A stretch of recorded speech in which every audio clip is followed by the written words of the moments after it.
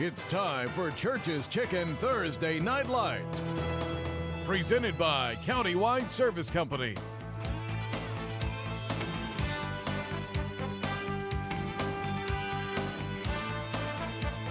Now, here's Don Harris. Welcome to Hero Stadium, everybody. It is Church's Chicken Thursday Night Lights on the CW35, and tonight, a good one. Some talented athletes as Judson takes on Roosevelt. Good evening, everybody. I'm Don Harris, along with my broadcast partner, Chuck Migatinick. And Chuck, the Judson Rockets, no doubt the new number one team in all of San Antonio after a very impressive win in week one at Lake Travis and then a big win over Brennan. And it's not only just in San Antonio, they're now moving up in the polls. Well, the interesting thing, Don, about these Judson Rockets are, for the most part, they are young. I don't even know if we've seen their best football yet. But as you said, two impressive wins. Now they're starting to get recognition not only around the state, but the nation as well. Look at that, ahead of Katy and just behind Allen and DeSoto. And one reason they're so highly ranked is the kid that took them to the state semifinals as a 14-year-old freshman is now doing it as a junior. Of course, talking about Jalon Williams, number 2. He's their starting quarterback. And on the season already, he's thrown for 317 yards. He can also run it. All those touchdowns, 4 on the season. And the thing about the Judson Rockets is he's one of many stars on this offense that's getting it done. Well, Sean McAuliffe, the coach for the Judson Rockets, says this young man is really playing at another level. He's making every throw, he's making every read, and because he's playing so well, the Rockets are really, really clicking right now on all cylinders, and my goodness, just a junior. Yep, and on the other side of the ball, Roosevelt's got a star quarterback of their own, a kid by the name of Bryson Carroll. His dad, standing right next to him, is Matt Carroll, their head coach. And you look at his numbers on the year, 2 touchdowns. He's a do-it-all quarterback. And Barry Switzer used to say it best, Chuck, speed, speed, speed. And one thing that we can talk about is that height doesn't measure heart. And this young man has heart. It also doesn't measure speed. You said it. This kid is the fastest kid on the Roosevelt team. He's learning how to be a quarterback and throw the football, but he's already got a scholarship waiting for him at New Mexico. He is going to be fun to watch in this one. It's a hot night down in this rock quarry called Hero Stadium. Mike Hernandez on the field with our ASCO game time weather. Hey guys, how's it going? Yeah, we hit the middle 90s today, kind of the warmest we've been in a while. But now that the rain has shut off, we're looking at a beautiful evening, some upper 80s for game time temperatures. Nice breeze out of the southeast, 10, 15, 20 miles an hour at times, and clear skies. So it's going to be a beautiful, beautiful night for football. All right, thanks a lot, Mike. When we come back, it is time for our Church's Chicken keys to the game. It's Judson and Roosevelt on T&L Thursday Night Lights on the CW35.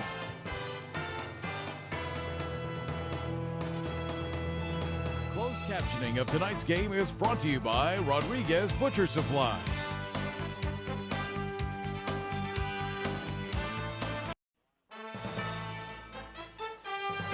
Welcome back to Heroes Stadium on San Antonio's north side. It's Judson and Roosevelt on Church's Chicken Thursday Night Lights. And right now it's time for our Church's Chicken keys to the game. Chuck, up first, the Judson Rockets. Well, the first thing the Rockets want to do, this has been a big week for them in terms of working on technique stuff. So they want to be able to tackle. Secondly, limit false starts. It was a problem for the Rockets in their week 1 rally against Lake Travis, but they were able to clean it up a little bit last week. They want to be even better tonight. And then lastly, play fast and execute. It is the Judson way after all. We asked Judson coach Sean McAuliffe, how are you going to tackle those guys? Well, we hang on to our seats a little bit. No, I think really we got to maintain our gap integrity up front on the D-line, and we got to fit the ball correctly. Try to get those guys to run east and west and not north and south. I don't know if we're going to slow them down completely, but maybe we can slow them down to where that scoreboard says we got one more point than they do. And if that happens, we'll all be happy in conference. Roosevelt's got an even tougher job of trying to slow them down. As we said, they're state-ranked number 3. What are Roosevelt's keys? First, for the Rough Riders, they want to eliminate mistakes. Don, in their win last week against Clark, they had 14 penalties, so they've got to clean that up tonight because it's not going to wash against Judson. Secondly, ball control. If Roosevelt can possess the football, that means Judson's offense isn't on the field. And then lastly, these guys want to be composed from the start of the game to the end of the game because they are playing the number 3 team in the entire state of Texas, but they don't want to be in awe. Here's Bryson Carroll's dad, head coach Matt Carroll. Well, it's not an easy way. You know, they're a really good football team, and a lot of credit to those guys and their staff for what they do over there. And it's one of those programs that at the end of the day, you know, you hope you can have a program that's kind of modeled that way. And so today we're just going to try to be us, do us, and make sure we can eliminate some mistakes and things like that and try to play a clean game from our side of it and try to give ourselves a chance. Hold on to your seats. We've got some electric athletes on the field tonight, some of the best in all of San Antonio. It's Judson and Roosevelt. It's Church's Chicken Thursday Night Lights on the CW35. When we come back, we'll have the national anthem and we'll get it underway.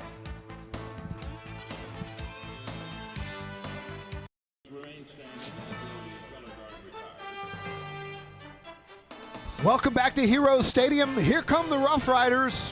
Good ball game tonight. Judson and Roosevelt here at Heroes Stadium.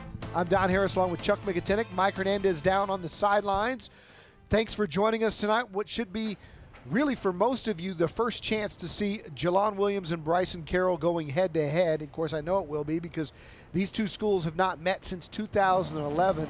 And ladies and gentlemen, these are two of the most electric athletes in all of San Antonio. But first, it's time for our national anthem.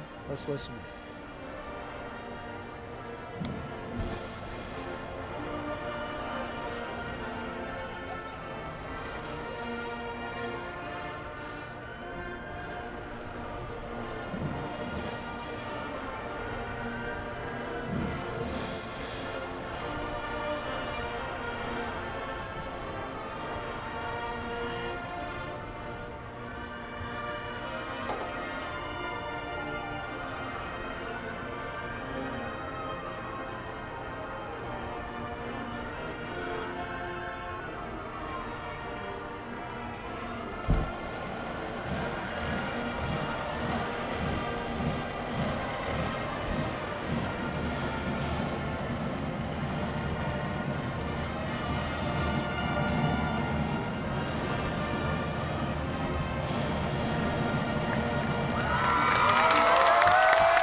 Very nice job by the Roosevelt Rough Rider Band.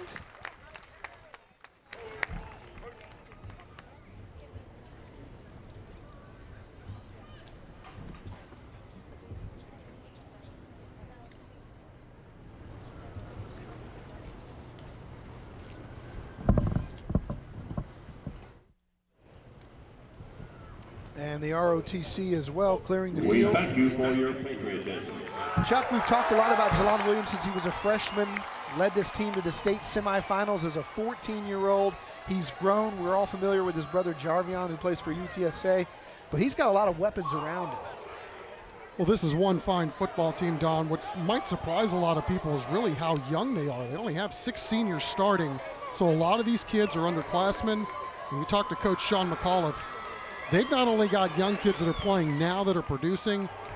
He said, you won't believe what we've got at the middle school level. So they're coming, and this Judson Rockets team is going to be loaded for bear here for the next 4 or 5 years. 2 or 3 weeks from now, it'll be Judson and Steele going head-to-head in district play.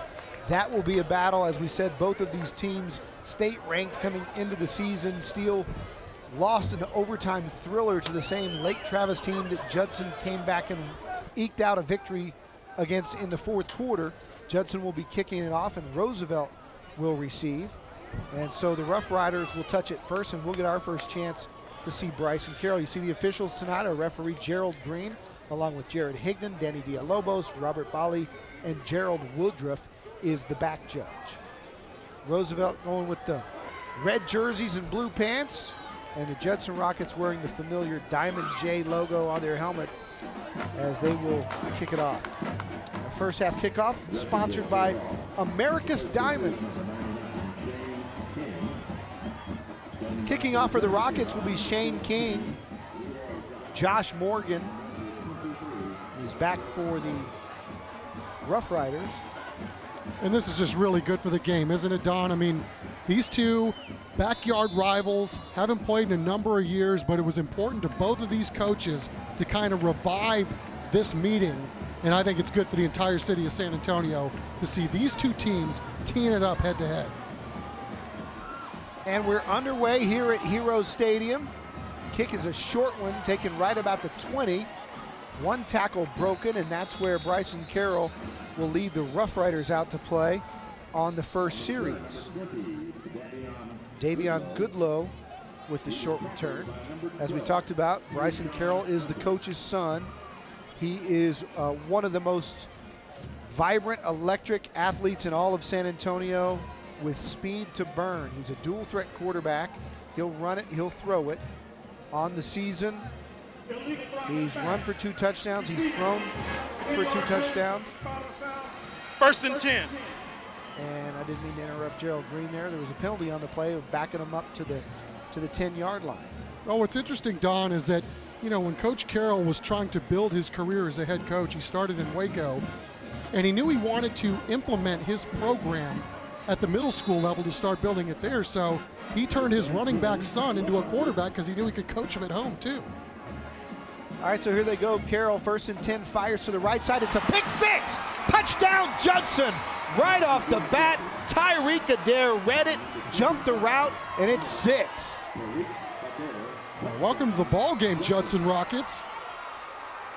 Oh, Mercy, can't even get in your seat. My goodness gracious, that's something probably seen on film because he jumped the route from the get-go. Yeah, just a quick out, and boy, Judson was all over that one. And we talked about this youthful Judson defense, but they may be young in stature in terms of their age, but boy, these guys have already played really well here the first 2.5 weeks of the season. We are 8 seconds into the game, and the Judson Rockets lead it 6-0, and they're going to have to burn a timeout to get the big guys out there for the extra point because nobody in a million years thought, whoa, coach, I'm on already. 6 seconds, and Tyreek Adair steals the show. That was a thing of beauty. Number 25, but number 1 in your hearts. Don, we talked about the youth of this football team, though, and Tyreek Adair, just a junior. But, you know, last week, the Rockets at one point had 8 sophomores on defense. So it's kind of interesting in terms of the dynamic that Judson's going through with this program right now. They're really youthful on defense. They're young on offense as well, but a lot of those young guys have kind of grown up in the system. And Shane King's extra point is good, and just like that, it's 7-0 Judson before you even got your popcorn and back to your seat.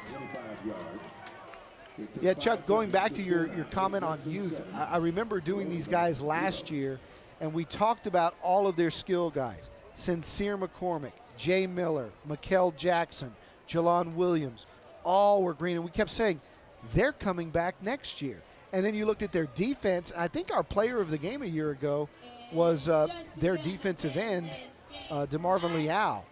And, of course, they had the kid that committed to Texas A&M, but they also had a lot of youth on that defense. And, boy, was that just a fun play to watch. Well, Coach McAuliffe has said, he makes no bones about it, he's never had a team that's been this lopsided. Now, obviously, he's only in his 3rd year as head coach at Judson, but to have this many veteran guys on offense, and yet, like we said, in some stretches have 8 sophomores on defense, that's something new to him, but it's something he's ready to roll with because of the type of athletes that he has, and we just saw one of them right there. Seems like we just did this. It's deja vu all over again as Shane King kicks it. It's to be taken and fumbled, and Judson's all over it, and it's Rocket football just like that again. They'll take over inside the Roosevelt red zone on the 19-yard line, and that's our Vantage College red zone tonight on Church's Chicken Thursday Night Lights. Well, it was interesting talking to Coach McAuliffe this week, and he said, hey, we're got another first. You know, we have all these young guys. They were exposed to playing in the Big Lake Travis game. We rallied and won that. And all these series of firsts, this is a lot of these kids' first time playing on a game that's being televised start to finish. He was a little worried to see how his kids might respond to this, but you certainly cannot beat the start that the Judson Rockets have put together here tonight. Jeremiah Frius with the recovery for the Rockets. 1st and 10, they got some big guys out here wide, swing and gate type formation for Jalon Williams, who delays, looks, still buying time.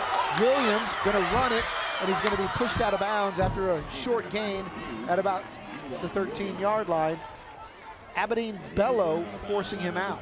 Here's a look at the Judson offense. Of course, we talked about Jalon Williams. Here's the big guys up front. Eligio Gaitan is a returning all-district performer with the offensive lineman with the big guys up front. We'll show you the rest in a second, but Williams turns, hands off, short gain on the play. Sincere McCormick with a couple. You'll hear his name a lot tonight, as you will Jay Miller and Mikel Jackson. It's McCormick again. He's got the corner. He's got the 5. He dives for the cone. Touchdown, Judson. 11-18 in the first quarter, and it's 13-0 Rockets, the number 3 team in the state, showing why right off the bat. Sincere McCormick, just a sophomore, but another young man that saw a lot of time on the field as a freshman, and here he is. Gets the edge and lunges for the pylon and right into your living room, but my goodness, you know, this group of sophomores that this Judson Rockets team has, these guys were dominant in Little League, dominant in middle school, dominant in freshman, and sure looks like it's going to be the case again. I mean, they're already kicking a lot of you-know-what, and they're just sophomores. It's 14-0 here at Heroes Stadium. You're watching Church's Chicken Thursday Night Lights on the CW 35.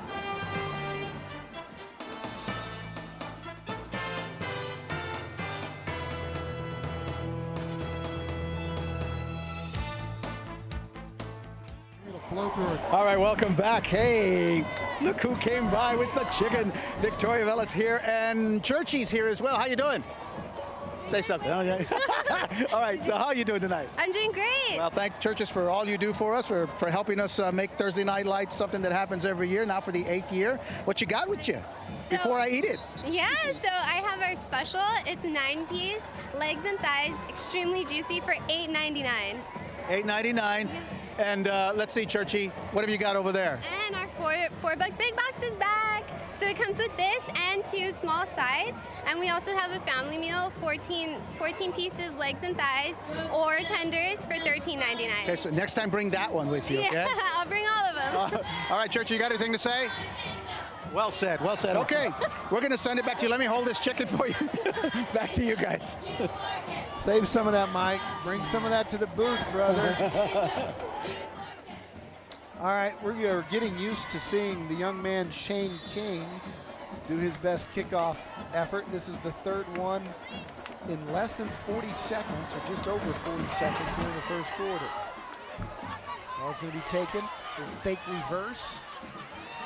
Roosevelt breaking a tackle, getting down to the 29-yard line, and a nice way to bounce back for Leroy Giles after fumbling or muffing the last one. So tough for Bryson Carroll on the first possession, throwing his first pass to the wrong guy, but he'll bounce back, or he will at least try to, against a very, very good defense. Yeah, I mean, the key now is, Don, not look at the scoreboard here early. There's still a lot of game time left. You just got to try to move the sticks and build this thing one first down at a time. Hands inside. Big helmet-to-helmet knock after a gain of about 7. Omar Nesmith coming up to make the hit. Here's a look at the big guys up front for the Rough Riders. Adrian Gallegos anchoring the line at center. Skill position guys include the receivers and running backs. Morgan will carry the ball a lot. And he spreads out the wealth among those wide receivers, including Wyatt Reuter.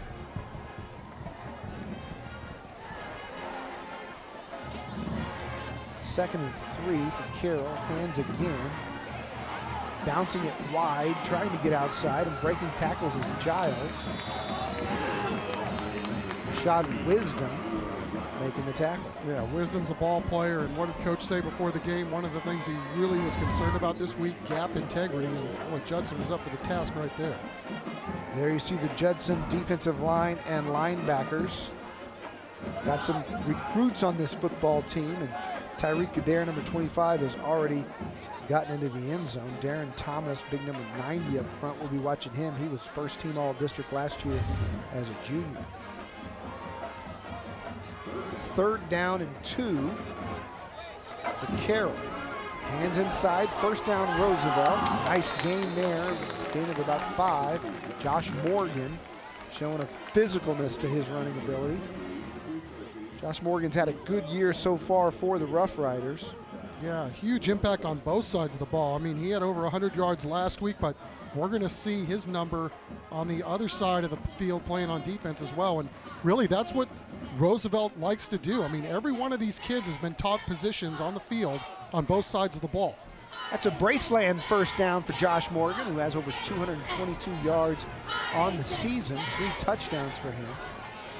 There's a carry right there. And that's the kid we talked about last year, who I believe was our player of the game a year ago as a freshman, DeMarvin Leal. He's put on about 30 pounds. He goes 245, and he's only a sophomore.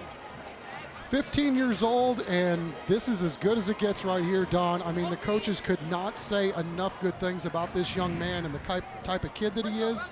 But, you know, we talked about historically how impressive the Judson program has been and all the great players. This young man, when it's all said and done, might be the best of the bunch.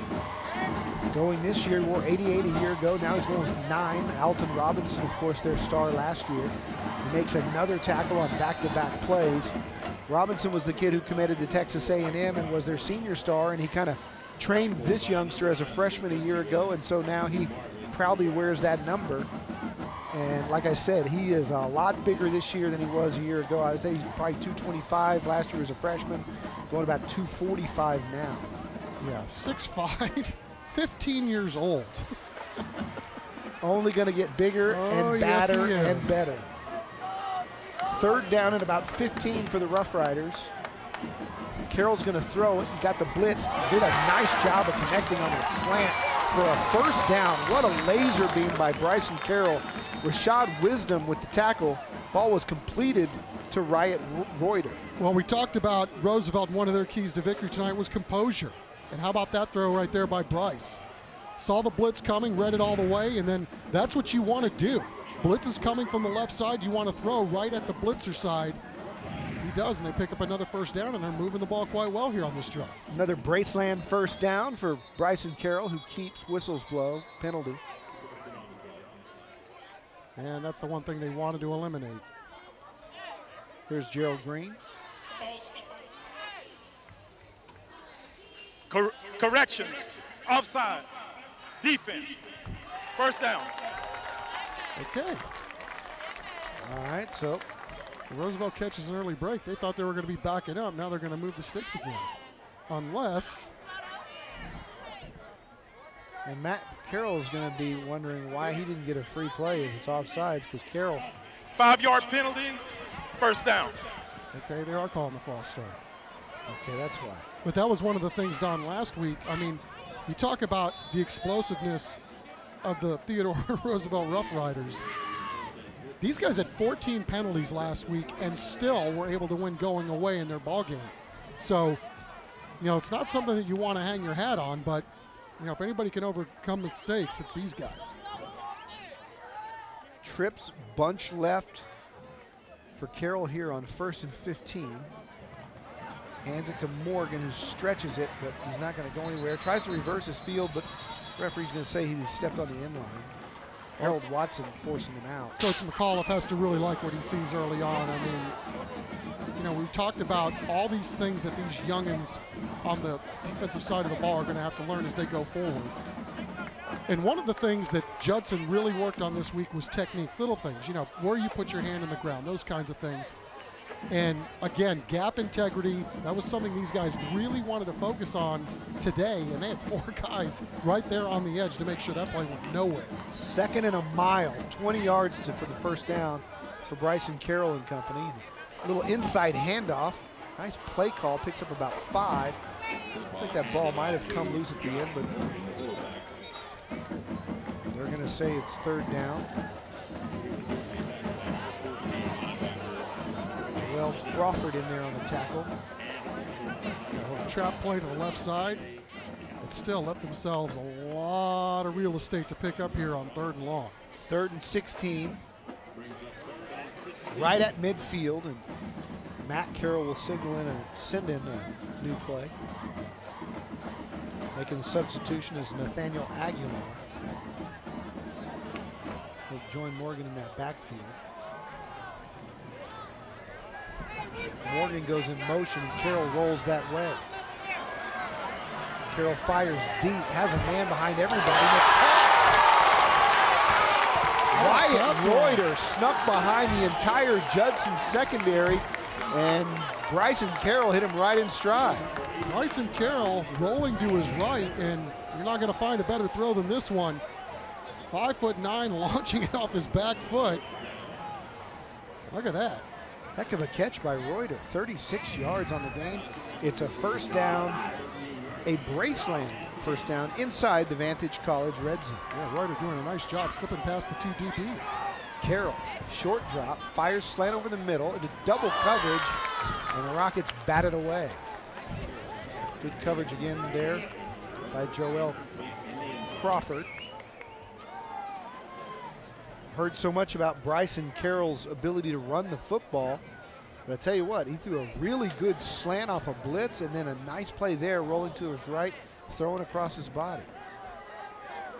Roosevelt doesn't want to be too greedy now. I mean, got the ball, second down, you just picked up a big first down. Got to come away with some points here and show Judson you're going to be here all night.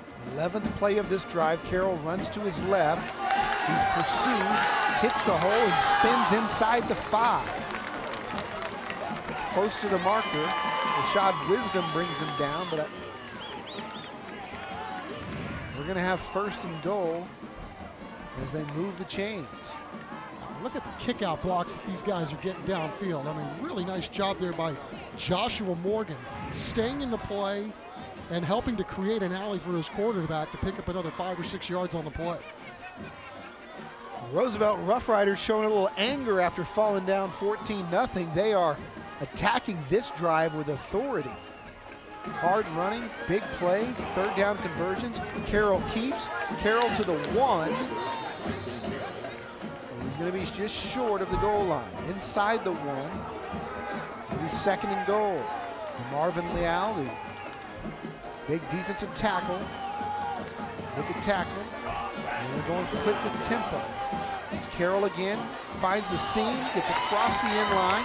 Referee's going to call him down. The line judge on this side is going to spot him short. Well, Brody Stepler shooting through there in the gap and really making a nice play. Came through clean, 14. Killed that play right there at the point of attack. 14th play of this drive, third and goal. Carroll again keeping it. Carroll's not going to get there. He stood up again. And it might have been Stepler again. It was Omar Nesbitt there as well. And the Judson Rocket defense, just like that, bows up and says, "Uh-uh, not yet." Look at how many guys get penetration right there. I mean, you know, one guy sneaks through, he's nipping at your feet, kind of gets you off your balance there a little bit, and all of a sudden you got gang tackling on the other end.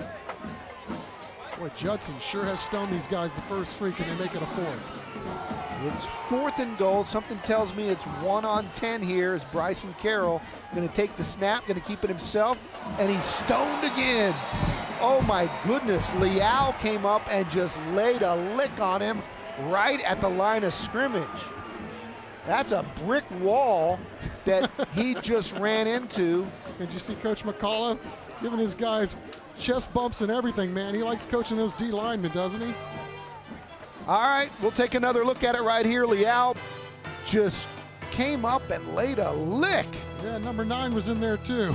It's all Judson on Thursday Night Lights.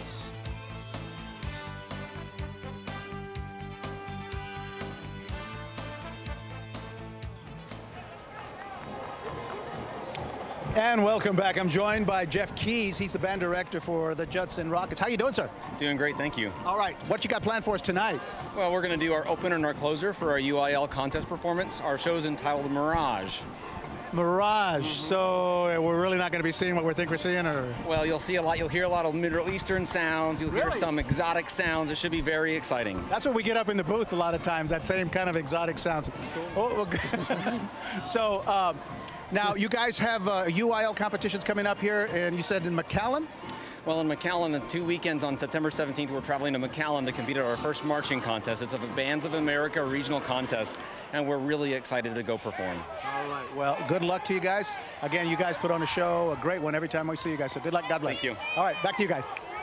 Jalon Williams and the Judson offense will begin this drive on their own 3-yard line after a 4-play stand by the Judson defense.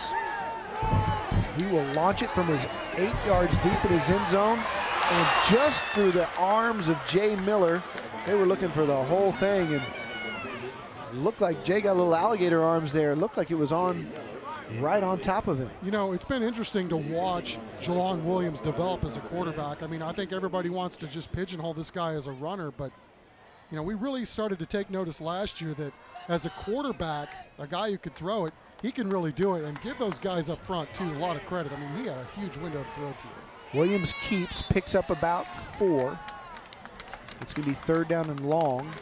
I mean, that's the good thing about going deep like that on first down is you kind of open up the whole field, because now Roosevelt's got to be at least thinking that you're going to take a deep shot.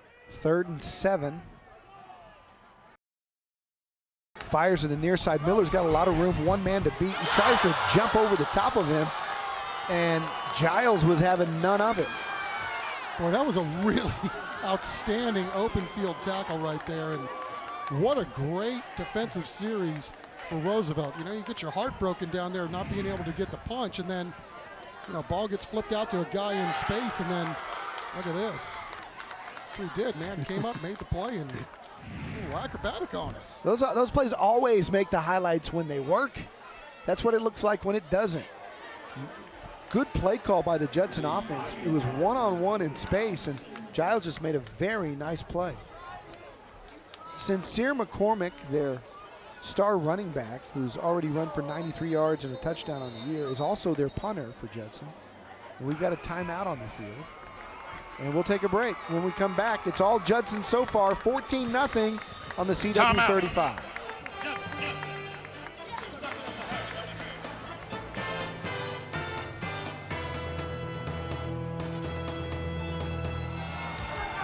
Welcome back to Hero Stadiums. It's time for our UIW Smile Cam. Get a degree of difference at the University of the Incarnate Word. A lot of smiles on the Judson fans' faces tonight. Glad to have UIW back this year with Smile Cam highlighting all of the fans. And that's the one thing, if you're Roosevelt, Don, you know, you got a really good chance if you can, you know, you go for it on 4th down deep in enemy territory. And the one good thing is if you get stopped and you can get a stop yourself, you might end up with some really good field position to get another crack at this thing. So that was really huge by the Roosevelt defense to be stout like that, get their ball back for their offense. Morgan and Giles back to receive the Sincere McCormick punt. It's a floater, and it's going to take a backwards hop at about the 30. Judson quick to jump on it as that ball was going in the wrong direction if you're a Judson Rocket. Hey, it's time to tell you about our San Antonio All-Star Cheer Challenge powered by CPS Energy. It's underway. Submit a photo of your school's cheer team and tell us why they're the best. The top 2 vote getters will get a $500 and $250 grant. And the top 4 squads will get the chance to cheer at the nationally televised U.S. Army All-American Bowl or the San Antonio Sports All-Star Game presented by HEB, both on Saturday, January 7th in the Alamo Dome. Nominations are due October 16th, so register your cheer squad at CW35.com. Bryson Carroll and company on 1st down. It's Josh Morgan. He's stacked up by the entire defensive line of Judson after about a 2-yard pickup. 2 minutes to play here in the first quarter. If you just tuned in, Judson had this thing 14-0 before the 11-minute mark. They scored with 8 seconds elapsed on a pick 6 by Tyreek Adair. Then Roosevelt muffed the ensuing kickoff, and Judson scored again. So it's 14-0 as we get towards the end of the first. Carroll and company did move it nicely. The ball's on the ground. And they're going to call it an incomplete pass, as it was kind of a shuffle pass. Looked like a lateral, but Morgan may have been in front of it. No, he was. I mean, I thought that was a really good call because, yeah, he did pitch it, but the running back Well, he was actually lateral to him, but the pass was forward. Yeah. Exactly right. So no autopsy, no foul, as they say. Just an incomplete pass, and we'll do it again, but this is a big 3rd and 9 here. Judson really might want to pin their ears back here, knowing that Roosevelt's going to probably throw this football. 3rd and 9. The Judson defense already had an outstanding goal line stand on 1st and goal from the 1. Carroll in a straight drop, blitz coming, fires it out, has a man, it's caught, and going to score. Roosevelt's on the board. Xander Yarborough with the touchdown. Xander Yarborough, another one of those two-way stars for Roosevelt, and I cannot tell you how much concentration that young man put in to make this touchdown reception. I mean, that ball was floated, which was great because he had one-on-one coverage down the field, but the defender tripped and then hit Xander, hit his feet, kind of knocked him off his route a little bit, but he adjusted, found the ball, and then found the end zone. Nice play, young man. The extra point is on its way, and all of a sudden this one looked really, really ugly after about 50 seconds, but hey, we're getting near the end of the first quarter, and a 14-7 score is not too bad if you're Roosevelt. Looked like there was some contact between those two. But I tell you, he's a good-looking target. Big kid, Xander Yarborough. It's his 2nd touchdown on the season. Yeah, it's really interesting, and I really love what Matt Carroll has done at Roosevelt. You know, he's an alum. Wearing this TR stuff really means a lot to him because he grew up going to this school, and you know, his numbers aren't where he'd like them to be, but I love what he's done. I mean, every one of these kids on his team, he's basically taught an offensive position and a defensive position. So he wants his best athletes on the field, yes, but he knows he can't roll with his best athletes playing 2 spots for an entire game. They're going to get worn out, they're going to get hurt. He's not going to have anybody by the end of the season, but because he's taught these kids the game of football, he's taken the few numbers that he has, and he's got kids that really know the game. So he can plug kids in at a bunch of different spots and preserve them. And like I said, we're going to see Xander on the defensive side of the ball too, but my goodness, that was one heck of a play on the offensive end right there. When you're on the low end of the numbers game in that district with the Reagans and Churchills and Johnsons of the world, the only way to compete is to play both ways with your best talent. Hey, coming up tonight after the Church's Chicken Thursday Night Lights, we got great programming on the CW35, DC's Legends of Tomorrow, and Beauty and the Beast. It's all coming up tonight following Thursday Night Lights. Roosevelt kicking it off into the end zone and through the end zone. It'll be a touchback, and Judson will try to get one more score on the board before the end of the first quarter. Got a $1:25 left here in the first period. Yeah, and you know, Judson, as well as they played last year, Roosevelt gave them quite a tussle, you know?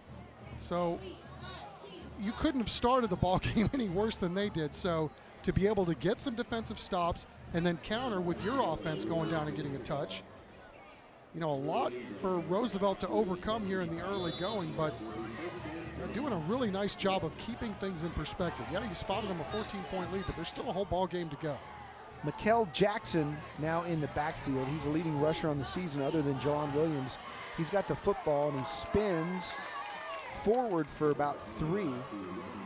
Jackson also an underclassman. Stephen Marshall on the nose with the tackle. Jackson's now a senior. He was an underclassman last year when we had him. It's his 2nd carry in a row and picks up another 3, and it's going to be 3rd down and about 4. Kobe Thomas, the linebacker for the Rough Riders, with a stop. You talk about all these things that Roosevelt's had to overcome already this year. You know, in their opening game down, the bus broke down. That's never good. No, not when you're playing in Waco and you have no air conditioning in the bus. It's a bumpy ride, and then you have a lightning delay in that ball game as well. So, you know, some life lessons that you're learning along the way, and they got a lot in their opener. Jackson picked up the Braceland first down as Jawan Williams fires incomplete to Kevin Luster. And you're getting a real sense here. Judson, their motto on offense, as fast as we can go. A little too quick that time, but they want to get you on your heels. And with the athletes that they have, you know, they feel like they know what they're doing. They can really put the defense really behind the 8 ball. 2nd and 10 as Williams Hands again to Jackson. Jackson with about 3 before really nice tackle by Stephon Barclift, who dove and made a tackle around the ankles, and that's not a surprise. He was a first-team All-District player last year and was All-State honorable mention as a junior. Yeah, nice gap shooter right there. 3rd and 7 as Williams takes a straight drop and wants to go deep. Fires this way, turns around his receiver, and what an acrobatic catch by Kenyon Morgan, just a sophomore, who did a full pirouette to find the football, make the catch, and get out of bounds inside our Vantage red zone. That's going to be the end of 1. We'll take a look at that great catch when we come back. It's all zeros on the scoreboard. We'll move to the second quarter. Judson on top of Roosevelt, 14-7 at Heroes Stadium. You're watching Church's Chicken Thursday Night Lights on the CW 35.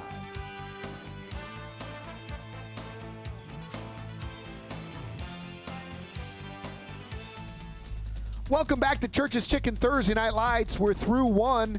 Judson 14, Roosevelt 7. The Rough Riders getting back into this football game. I tell you what, it started quickly for the Judson Rockets. If you take a look at our highlights, Sincere McCormick scoring there to make it 14-7. And then Xander Yarborough got Roosevelt on the board. It was 14-0 when McCormick scored, and then 14-7 there. Judson's defense has been the story of this game. They had a pick 6. They had a goal line stand. And Chuck, as you look at the first quarter stats, Roosevelt has had time of possession. They've had the football more and more first downs, actually. Well, you know, obviously it's a little deceiving because of the turnovers and the penalties, but hey, again, you know, you couldn't have started the game any worse if you're Roosevelt. I'm really excited to see that they were able to hang in there, take the punch, and then, you know, counter and get a touch of their own. Jelon Williams has the corner. Jelon Williams, touchdown Judson. You see the speed of Jelon Williams right there. Zone read, faked it, kept it, and then turn on the jets.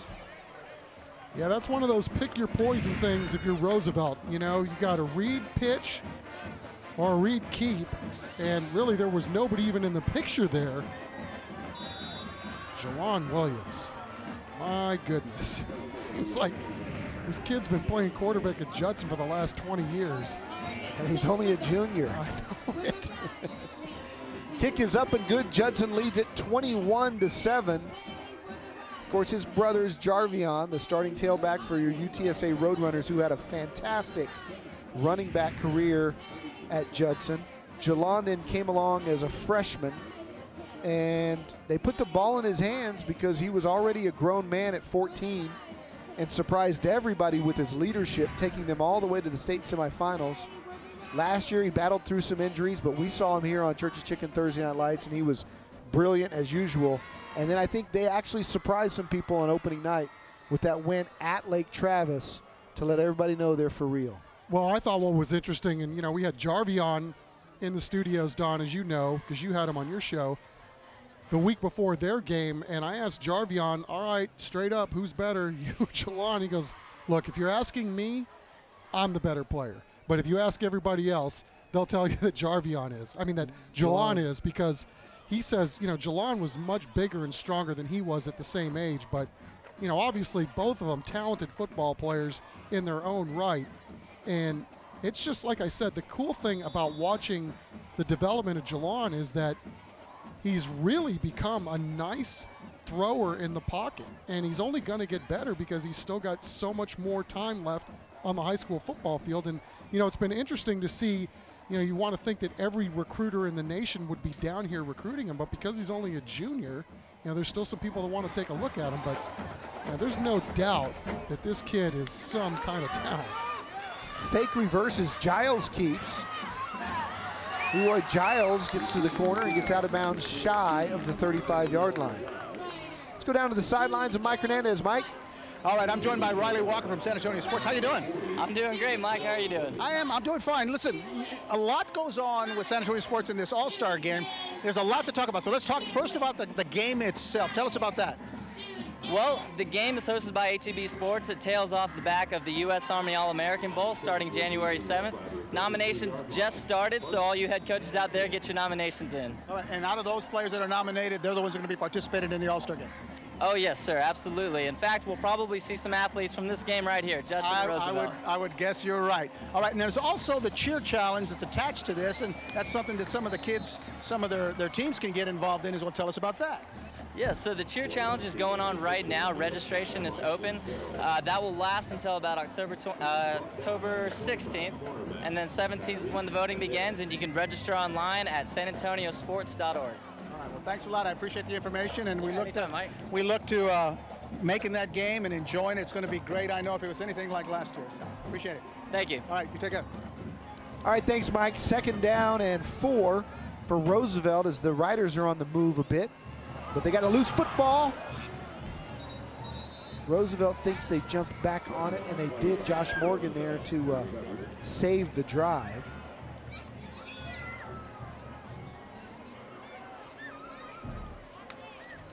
Matt Carroll is in a quandary here as he makes his play selection call with 3rd and 8. Ball control. Roosevelt wants to have it tonight, but this is one of those things, man. It's just not going to fly against Judson. You've got to protect the football. You can't turn it over. You can't have penalties, and you've got to play a clean game, and I know it's driving Coach crazy. Carroll throws a little fade. He's got a guy out there, too. It's caught. And still on his feet, making a move to the 30, inside the 30.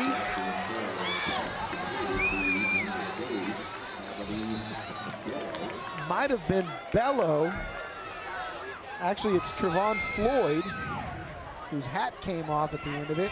I'll tell you what, Floyd really does a nice job here. Ball a tad bit underthrown, but man, he takes 2 legit shots, and he's not going down. Check him out. I could knock my hat off, can knock me a couple times. And look at the effort on the back end of this. He's trying to make a play for his guy. He does on both ends. That was sweet. I was right the first time. It was Bello as Morgan pops out. Note to whoever designed the Roosevelt uniforms.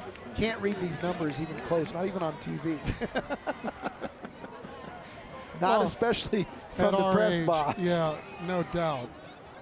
Kind of tie-dye fade from one color to another. Yeah, my apologies to Bello. That was one heck of a play, young man. 2nd down and 3 for the Riders on the move. Carroll's made some big throws in 3rd down situations. Hands to Morgan, and the Judson defense having none of it. There's Omar Nesbitt, who's made a couple of big tackles tonight, comes up and makes the stop.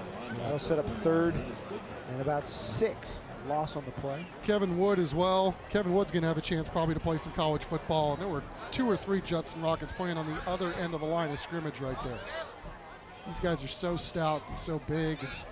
It's just hard to believe that these guys at times are going to roll with 8 sophomores on the defensive side of the ball, and they're the number 3 team in the state of Texas.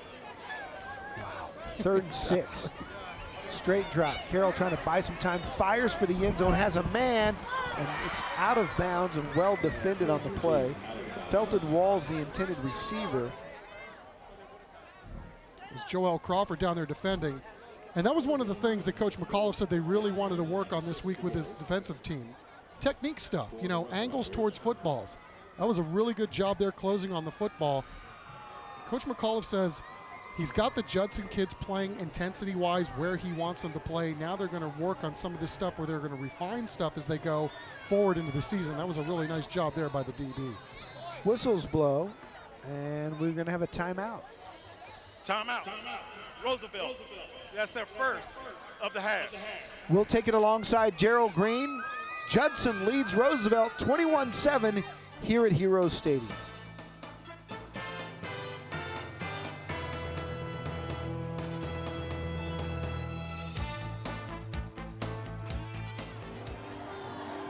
And again, welcome back. We're on the field here. This is Elijah Alonso, and he is the drum major for Roosevelt. How you doing? I'm doing pretty good. Now, I've never met a drum major like in real life, okay? What do you guys actually do? What's your job out there? Well, our job is to conduct the band, make sure everybody stays together and has fun doing it. Is it really that simple? You know, it's a lot more than that, but on the surface, we just tell everybody it's pretty easy. Okay, so a question I've always seen the drum majors kind of on the sideline. There are the band that's scattered out all over there. Are they supposed to be watching you too? Yeah, everybody has to be watching the drum major and making sure that, you know, they're staying in time with the drum major and with the people around them, and that everybody's keeping up together and playing the music the way they're supposed to be. Wow, that's tough. It is tough. That's tough. I can't walk and chew bubblegum. Yeah. All right, real quick, what are we going to be hearing tonight? We're going to be hearing our first and second movement of our show, and then we're also going to be hearing the dance team, which is Shut Up and Dance. Shut Up and Dance. All right, Elijah, thank you so much. Yes. I appreciate it. Good luck tonight. Thank you. Back to you guys. All right, thanks, Mike. Judson coming up with a pick on 4th down. Flags fly on the return. Carroll threw that into triple coverage. The ball was deflected up into the air. Kevin Wood came down with it. I believe the flag was thrown on a block on the return. We'll let the officials sort it out. Yeah, Don, really, on 4th down, you got nothing to lose, right? Illegal block in the back. Intercepting team. 10-yard penalty from the spot of the foul. 1st and 10. But the Judson DB's doing a really good job staying with that play all the way through. There were 4 guys in the area, but hey, if you're the Roosevelt quarterback, you have absolutely nothing to lose on that play. I mean, it's 4th down. The last thing you want to do is not get a throw off. So what the heck? Throw it up and maybe something good will happen on the back end. It did not. Judson bowed up, and right now they're clinging to that lead 21-7 and, you know, thwarting another Roosevelt drive. 3 men in the area, and it was Wood who came up with it. And now Judson will have it again, up 21-7. Williams keeps, throws deep, got a man deep on a post and just overshot him. And he wants that one back. Kenyon Morgan had destroyed the field with just blazing speed on a fly route. And too much Wheaties. Oh, what a great play design, though, too. Isn't it cool, though? You see some of these offenses and how diverse they are. And Coach McAuliffe knows. I mean, you got so many options. Judson, 5-yard penalty. 1st down. So Judson had a guy downfield illegally, but there's so many things that you can do off that. I mean, you got a talented quarterback like they have in Jelon that, you know, he's got the football. He fakes the read option, and then you got a streaker running down the field like that. So all kinds of things that Judson could have done on that play. All right, so it's a prompt 2 1st down as Sincere McCormick has it. He's trying to dance himself out of trouble and does a good job of getting back to the line of scrimmage, but the Roosevelt defense was all over that one. Elijah Hunter sniffing it out, and he's talking a little smack. He's ready to say, let's go. I'm here. We see you, Elijah. Yeah, really. DeAndre Davis also, you know, holding up that edge on the left side, blowing that thing up early. 2nd and 16. Williams gonna scramble, and he's free.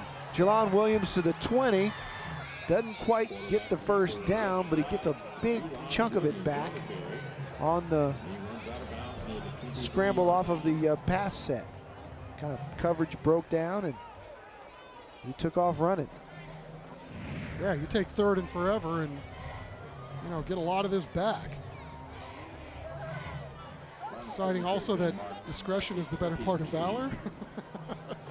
Not going to take a shot if I don't need to, and let's see if we can pick this thing up on 3rd and 3.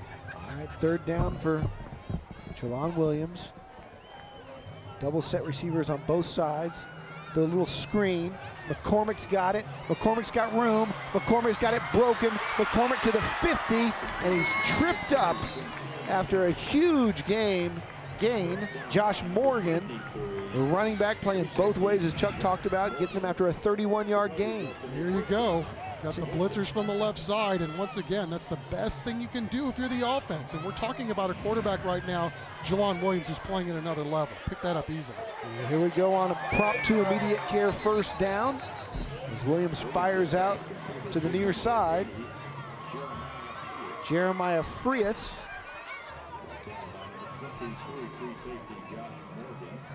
picks up enough yardage to get to about 2nd down and 7. Williams on an option, keeps, now pitches. It's a great play by Williams. The running back quit running. Boy, that would have been fantastic if McCormick would have just kind of kept the play going. Well, it's one of those things where, you know, that's tough for the quarterback and the running back sometimes to get on the same page, because I'm sure at that point the running back thought that Jelon was going to keep the football. And then, you know, at the last minute, he decides he's going to improvise and throw a forward pass. So it goes incomplete, stops the clock. See what they can do here on third down. 3rd and 6 for the Rockets. Spread Roosevelt out. They have a fumbled exchange. Williams has the middle of the field open, and his speed buys him some more time. Now he airs it way deep, and he's got somebody way back there by himself. Touchdown, Judson. It's Kevin Luster who just snuck behind the Roosevelt defense, and Williams did a great job in spotting him and then firing it down there. Don, I think we saw the entire package right there from Jelon Williams. You saw it all on one play. I mean, are you kidding me? First of all, you got a hard time finding the ears off the snap. Okay, so the play's busted. Foot in the ground. Look at this. Deeks, the defensive end, so he buys himself some time. Then he turns on the speed. Then the strength to elude the tackle. Eyes downfield the entire time. Touchdown, Judson Rockets. And just flicked it down there. The extra point, no good. And Judson will take a 27-7 lead to the commercial break. It's all Rockets on Church's Chicken Thursday Night Live. Just give him the Heisman right now.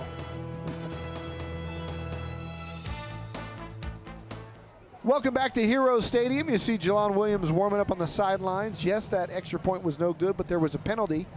So they're going to re-kick it after the flag was on Roosevelt. So Judson will line up and try to kick it again.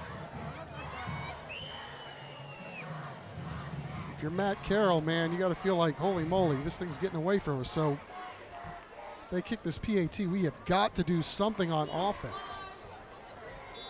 Will Luster ever catch an easier touchdown ball in his life? You know, you're one of those receivers on the end on something like that, and I know you're thinking to yourself, don't drop it. Just don't drop it. I mean, because you just got too much time to think.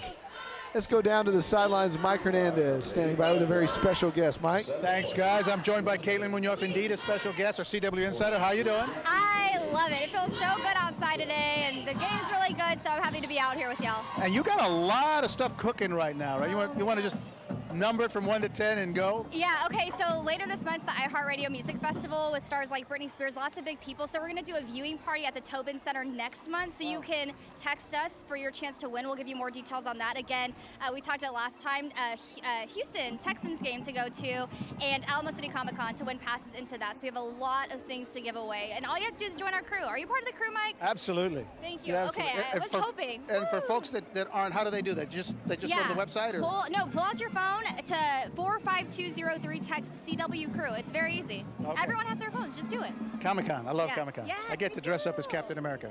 You love Captain America. I do. Back to you guys. Chuck is texting right now. You didn't re-up your membership to the crew, did you? From last year. I never am without that, bro. CW Crew, join up. Lots of cool stuff they tell you about. Judson up 28-7, 7:25 to play in the half. We had another interesting week for the Judson Rockets. You know, Coach said this was a weird week in terms of, having to practice on Labor Day. They don't usually let freshmen practice on Labor Day, so a lot of these kids as sophomores was kind of culture shock having to put the labor in Labor Day. This time they handed on that reverse, and Roosevelt is off to the races. Inside the 20, stumbling down at about the 15-yard line, is Devion Deers, who has put up big numbers for this team this season, but that's the first we've seen of him tonight. Well, he broke into the open field, Don. I thought he was gone. Takes the reverse. Wow, what great balance. And then finds open space, but you really got to tip your cap to Latrell Williams, number 40. He never quit. And battled and got the young man down on the ground. The senior coming up with a huge play to keep Roosevelt off the scoreboard right there. So Roosevelt moves inside our Vantage College red zone.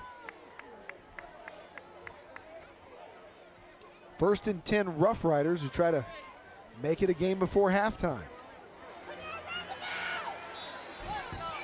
Everybody's All-American, number 9. Leal with another stop. 6'5", 250-pound, 15-year-old. Like they got him growing on trees over there at Judson, at the University of Judson. It's absolutely stunning to me, Don. When you hear coaches say this guy's got a chance to be better than Alton Robinson, that really says a lot, because these guys... He looks just like him. Wearing number 9 like that, similar size. Speed and quickness is just off the charts, and physicality as well. Carroll keeps. Carroll into space. Bryson Carroll, touchdown Riders. Bryson Carroll taking it himself, and all of a sudden Roosevelt makes it a 2-score game. This is what Bryce did so well last week, throwing the ball, but man, when he gets his feet going and get him out in space, it's Katie bar the door. He gouged Clark last week early, had some huge plays, and obviously he's the engine that could for this Roosevelt offense. Extra point is up, and it is good, and it's 28-14. So every time Judson seems to be putting this game away, Roosevelt bows up and answers, and you got to give the Riders a lot of credit for the fight and the moxie that they've shown in battling through here. Well, the interesting thing talking to Coach about his son is that he can really appreciate the fact that he said, ever since Bryce was a little kid, he's been the ultimate competitor. He stood out that way. And even when he was playing 5-year-old soccer. So he's always been really serious about sports. And we talked about it, Don, that, he was a running back forever. And then when Coach Carroll was building his career, he was trying to get his system implemented in the Waco Middle School where Bryce was going.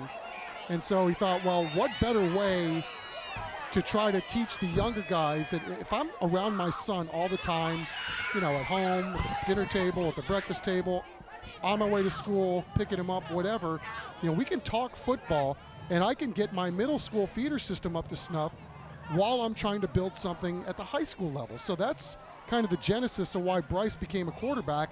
And even though he's only 5'9", a school like New Mexico who runs a triple option sees that speed, and we talked about, he's the fastest kid on the Roosevelt squad, but that's going to show up at the next level as well. And forget the fact that he's 5'9". He's a football player. He's a competitor, and you can't measure what's inside that kid's chest. It's off the charts. Austin Scholze, the soccer star kicker, boots it.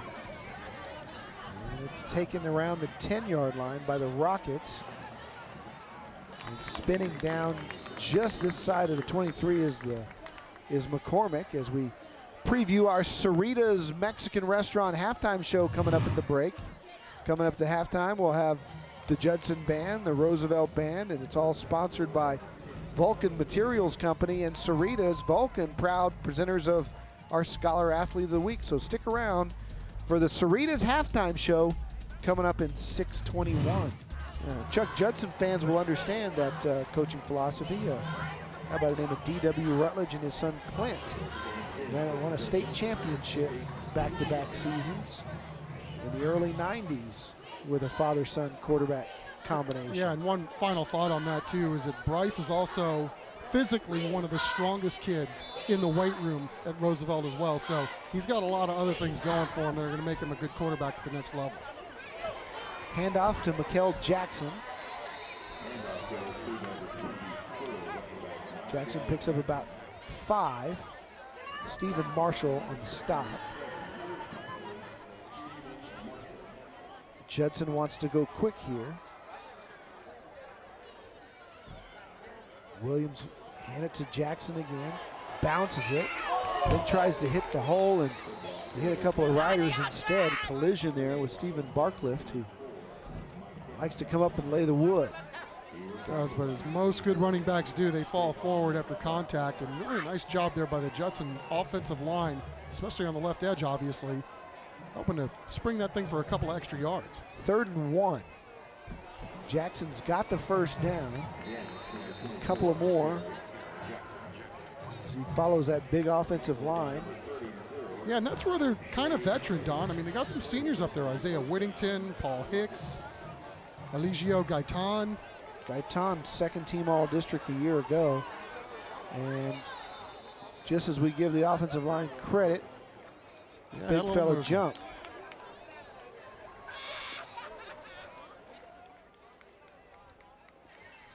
False start, offense, 5-yard penalty, first down.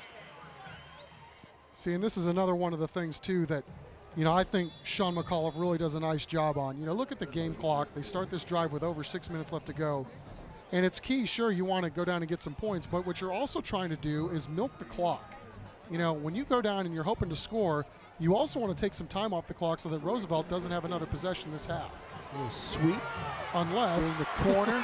Speed is Kenyon Morgan, the sophomore who has already had a couple of big plays tonight. Aberdeen Bello takes him out of bounds. And, of course, all that goes out the window if somebody pops a 70-yard run. Yeah. I think it's okay not to milk the clock if you're putting up numbers on the scoreboard.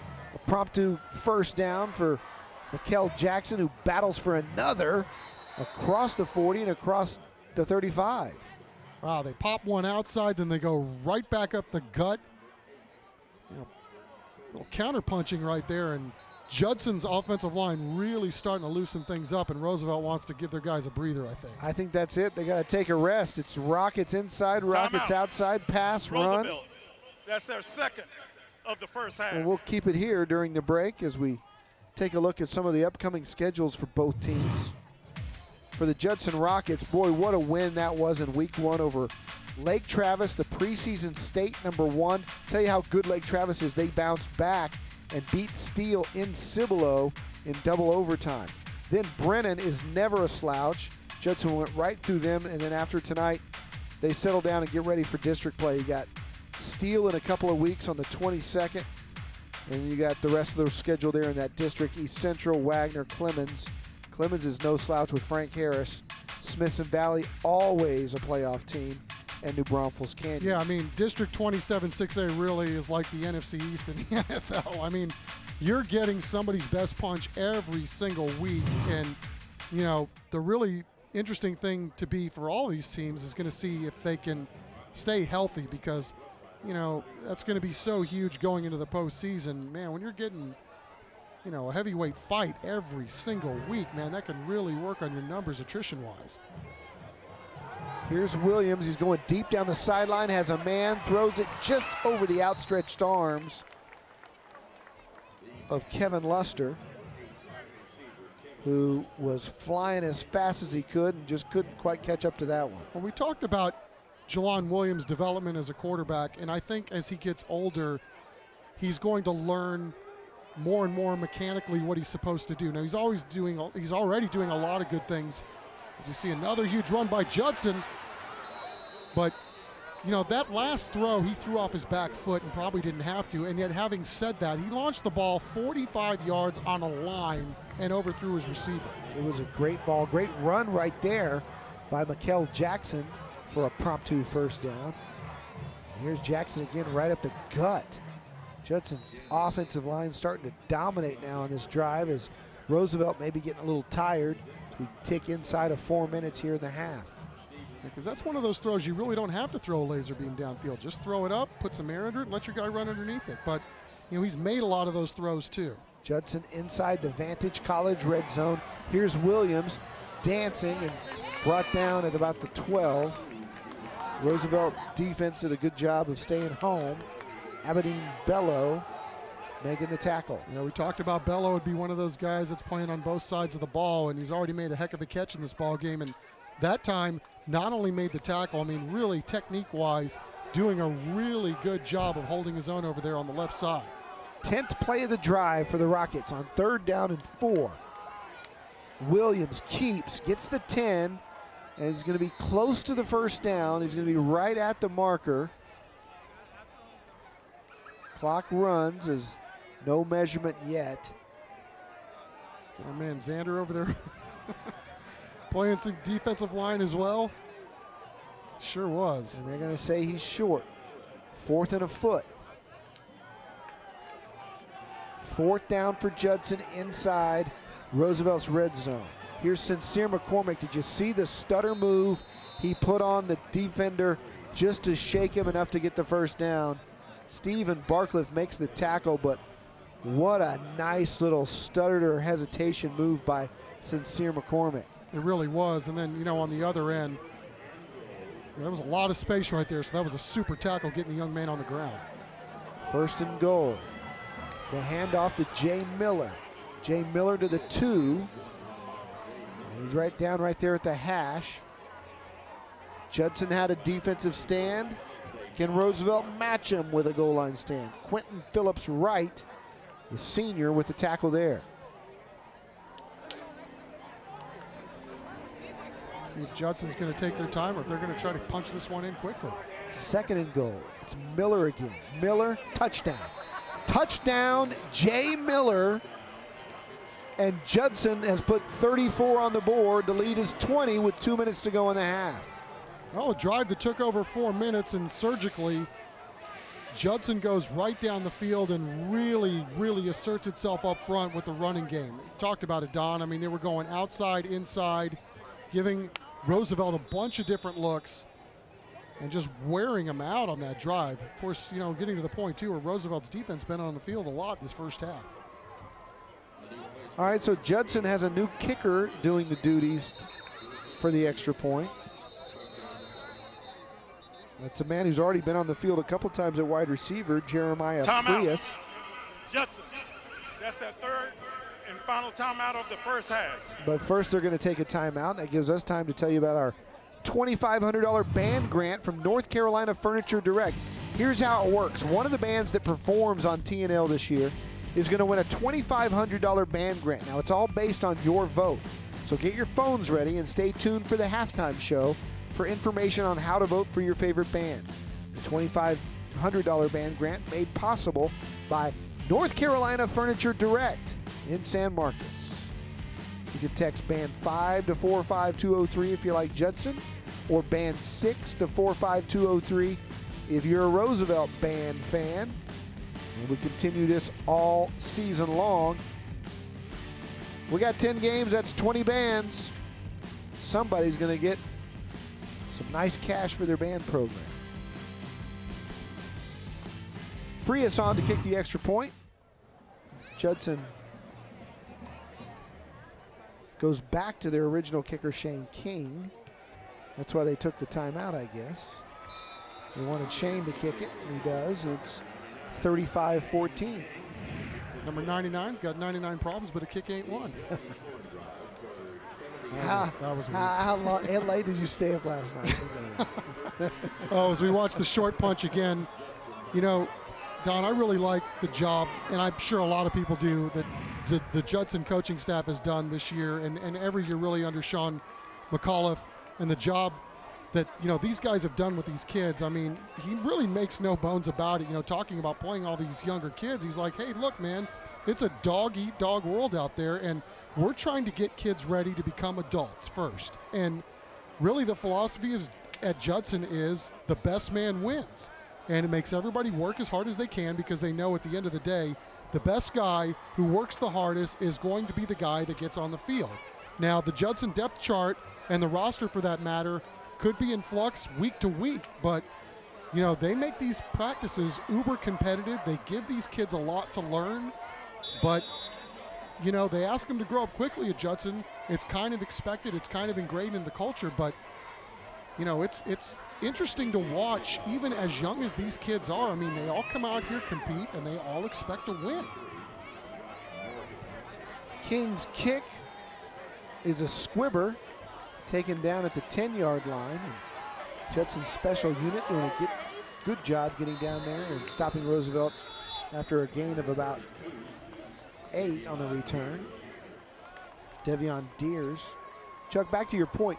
Sean McAuliffe is a lifer in Converse. He played under D.W. Rutledge, and that culture of Jim Rackley and D.W. and Sterling Jeter and Pete Gibbons and all those great coaches there who built that program on really guts and desire and hard work. And McAuliffe is a product of that, and he's continued that legacy. And tell you, we're so lucky to have DW running the Texas State High School Coaches Association, because it's now trickled down to the theories of coaches all over the state as Roosevelt pops it. Maybe short of a first down, but that culture of coaching to change lives, that was always DW's theme. He's now taking that to a statewide level, and we're seeing a lot of programs from 2A to 6A all over the state of Texas doing the same great things that Rutledge and Rackley did there at Judson. Well, Coach McAuliffe, too, you know, he's one of the most humble guys you'd ever want to talk to. He's always heaping the praise on his kids and giving them all the credit in the world, and he's done a really nice job, he and his staff, which has basically stayed intact since he got here. Judson took that ball away from Giles before he went down. Is the play live? Touchdown Rockets if it stands. No whistle ever blew. Rashad Wisdom took that ball away from Leroy Giles at the end of the play, and they're calling this a touchdown, folks. Did forward progress stop? Well, we're going to have to take a look at it on replay, but it didn't stop for that young man. He was all over it. Well, they didn't blow the whistle, so I guess that's really all that matters, but Rashad Wisdom just ripped it out. Yeah, he was down. His knee was down. Yeah. One more look at it, guys. We'll slow it down. And we don't have replay in high school football, as King will come on to kick another extra point. If this was college football or the pros, we'd look at it again and freeze frame it there. And it looks like Roosevelt would still probably have the football. We're looking at it one more time, but a heads-up play nonetheless by Rashad Wisdom. Oh, no question about it. I mean, you play till you hear the whistle, and there wasn't a whistle, so let's see. Legs down. He's down. Still has the ball. Now out. It's out. Yeah. Yeah, it's a tough break for Roosevelt. Tough break for Roosevelt, and again, no replay in high school football, so you got to live with those. You know, Chuck, I always think when I see plays like that, I think when you and I were growing up, NFL, college football, the greatest games ever played, how different would history be if there was instant replay on so many games and so many levels? Do the Oilers go to the Super Bowl with Renfro's catch against the Steelers in the back of the end zone? Do the Cowboys beat the Steelers in Super Bowl 13 with Benny Barnes and tangling up feet? So interesting, but it's a different game now. HD cameras all over the field, cameras inside pylons. Well, I think, you know, as the technology has gotten better too, it's gotten a little better, but really, honestly, it drives me crazy. You know, I mean, you've heard me rant and rave in the sports department probably way too much as it is, but, you know, to me, it's all about the camera angle, and if the camera angle is one way, it could tell a completely different story. So I think in some regards, sometimes you take one judgment play on the field and turn it into a judgment play in the booth somewhere, which slows everything down. And I think these officials do a great job for the most part in most of the sports. So, you know, it's one of those things. I mean, clearly there, right there, as we look, that there's a flag down on the play, you know, that sure, replay would have overturned that play right there. But, you know, for the most part, it just ruins the rhythm of a contest between two rivals on a football field. And with all this new technology, we're still deciding first down on a chain link chain. Offside. Kicking team. 5-yard penalty will be added to the end of the run. First and 10. I always thought with today's technology, you can put a chip in the football either point, and then down the sidelines underneath the turf, you can put down or have a receiver. Sure, or have a grid underneath the field, like they do in tennis. That would be millimeters, and a light would come on, first down or not, and you just keep playing. Some guy's bending over, moving a football spot. And right now, somebody's patenting that as we speak.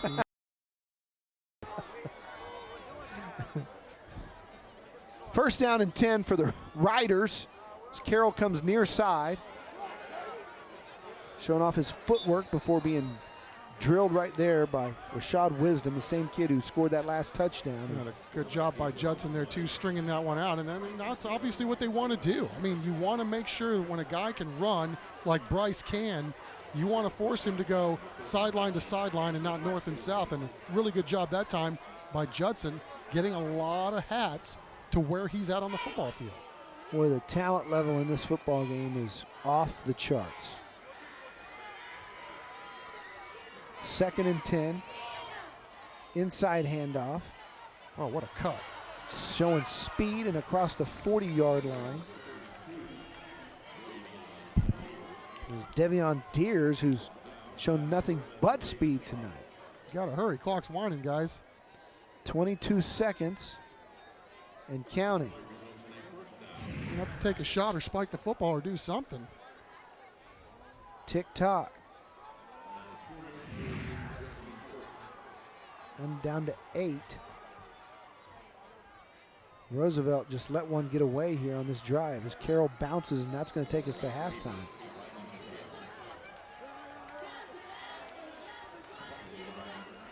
So, Matt Carroll is going to lobby for 1 second remaining on the clock. He's talking to the officials about it right now.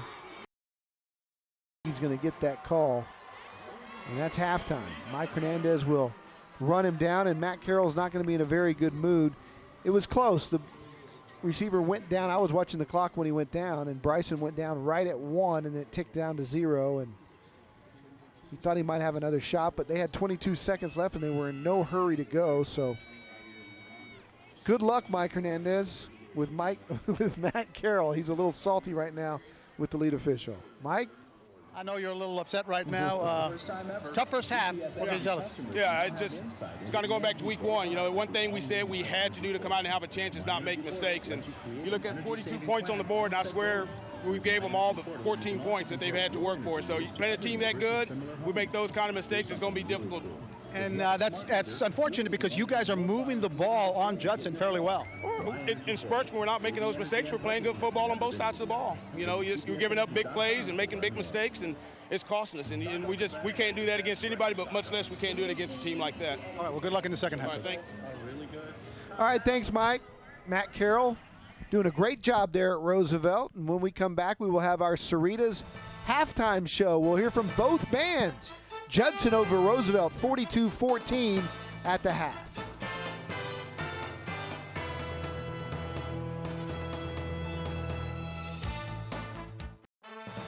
Welcome to the Cerritos Mexican Restaurant Halftime Show.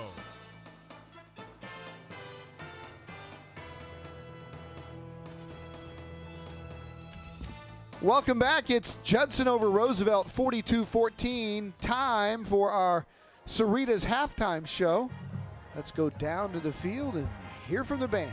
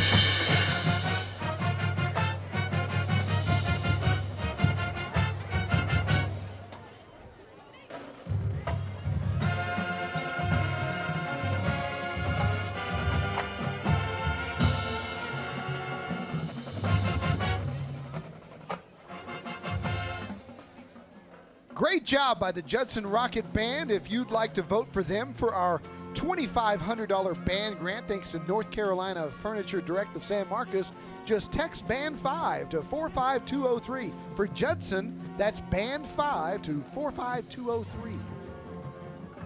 We'll be right back with the Roosevelt Band when we come back.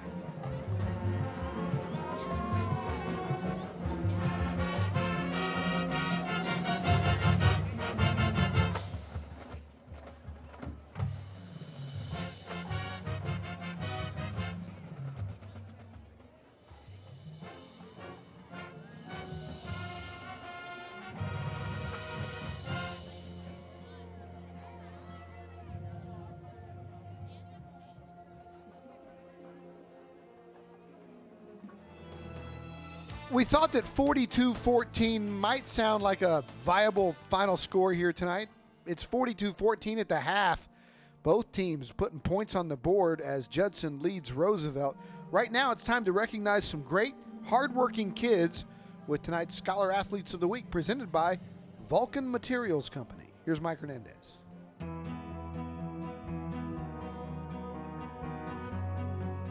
Senior Eligio Gaitan is a starting tackle on a solid Judson football team that is always one of the best in the state. Eligio is a 2-year starter and selected as a second-team All-District last year. But football is just one part of what is a busy schedule for this young man.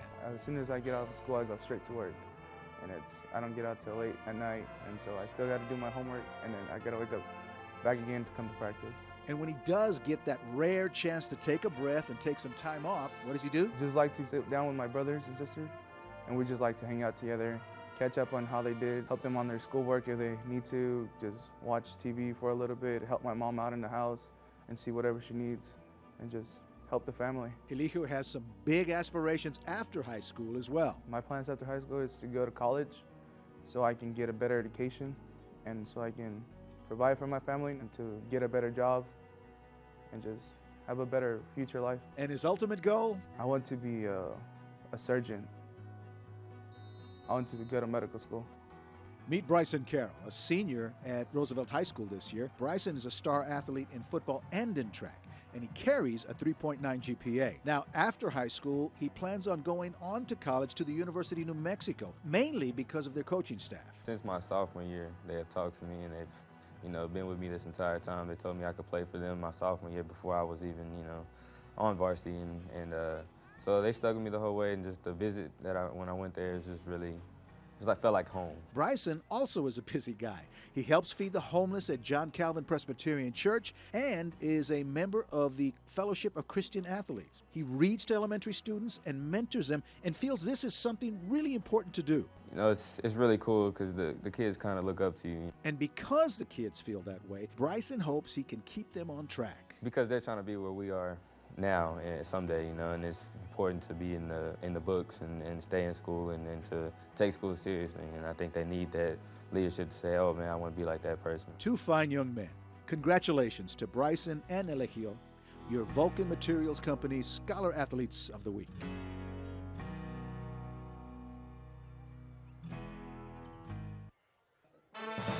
Welcome to the Cerritos Mexican Restaurant Halftime Show.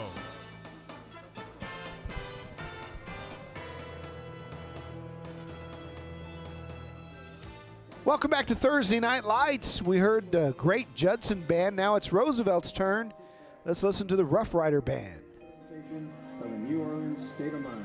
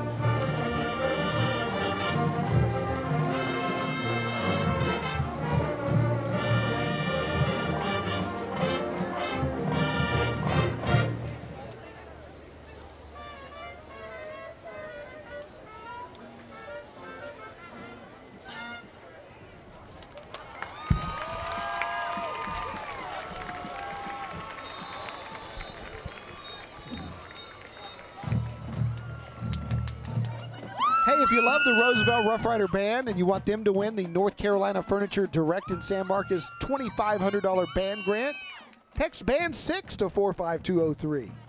For Roosevelt, it's Band 6 to 45203.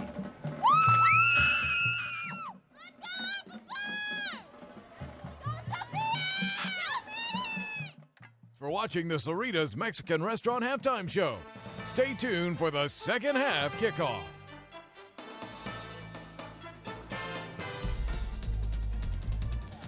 Welcome back to Heroes Stadium. It's halftime. Judson leads Roosevelt 42-14. Time to take a look at tonight's halftime highlights, brought to you by Miracle Mattress. And we told you this game started quickly. First play of the game, pick 6. Tyreek Adair made it 7-0.